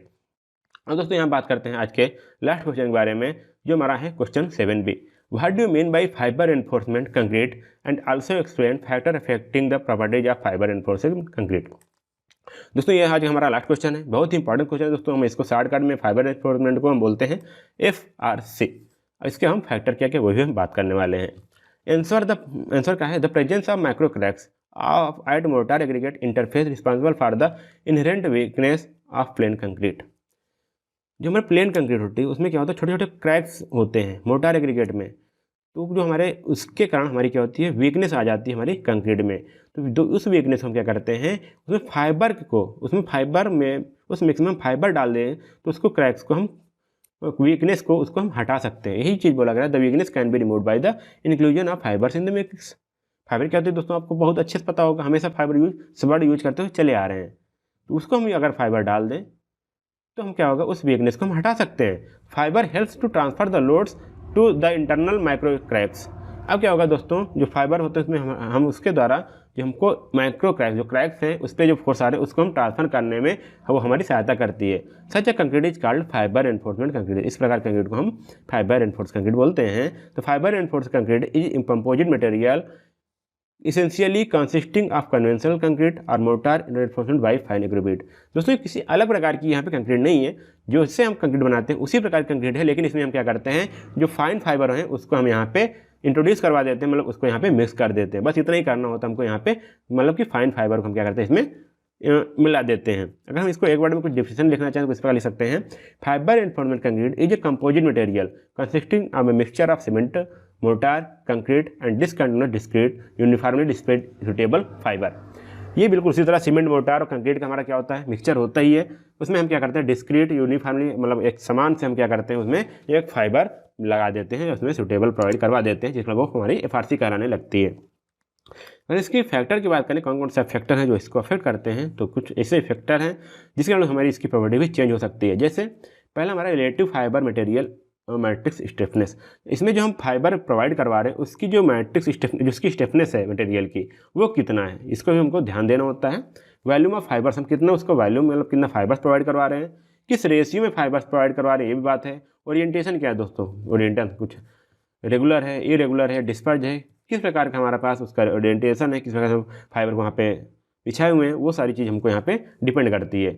Workability and compaction of concrete, उसके बाद उसकी हमको वर्केबिलिटी क्या है, जो हम कंक्रीट को मैन्युफैक्चर किए उसके कंक्रीट और उसको कितना कंपैक्शन करने वाले हैं वो भी यहाँ पे उसको अफेक्ट करती है। साइज ऑफ कोर्स एग्रीगेट, कितना हमको कोर्स एग्रीगेट में यूज किए हैं वो भी, और मिक्सिंग वाटर सीमेंट रेशियो। तो यहाँ इतनी सारी चीज़ें जो हमको फैक्टर होती हैं वो अफेक्ट करती हैं इसके लिए। तो दोस्तों इस प्रकार से हमारा ये क्वेश्चन भी सॉल्व होता है। दोस्तों उम्मीद करता हूँ आप इसको पढ़े होंगे, वीडियो को एक बार दो बार पढ़िए, अपने दोस्तों के साथ जरूर शेयर करिए। ये दोस्तों आपको पीडीएफ जरूरत हो तो आप नीचे से डाउनलोड कर सकते हैं, जिसमें आपको 2 प्रीवियस ईयर पेपर और एक सैम्पल पेपर डाउनलोड कर लेंगे, जिसको पढ़ने के बाद आप बहुत सारे क्वेश्चन, कंक्रीट टेक्नोलॉजी के बहुत सारे क्वेश्चन जो आने वाले हैं वो आपको पढ़ पाएंगे और आसानी से पेपर में अच्छे से अच्छे मार्क्स गेन कर पाएंगे। दोस्तों आज का बस इतना ही, फिर मिलते हैं अगले वीडियो में, तब तक के लिए धन्यवाद, जय हिंद।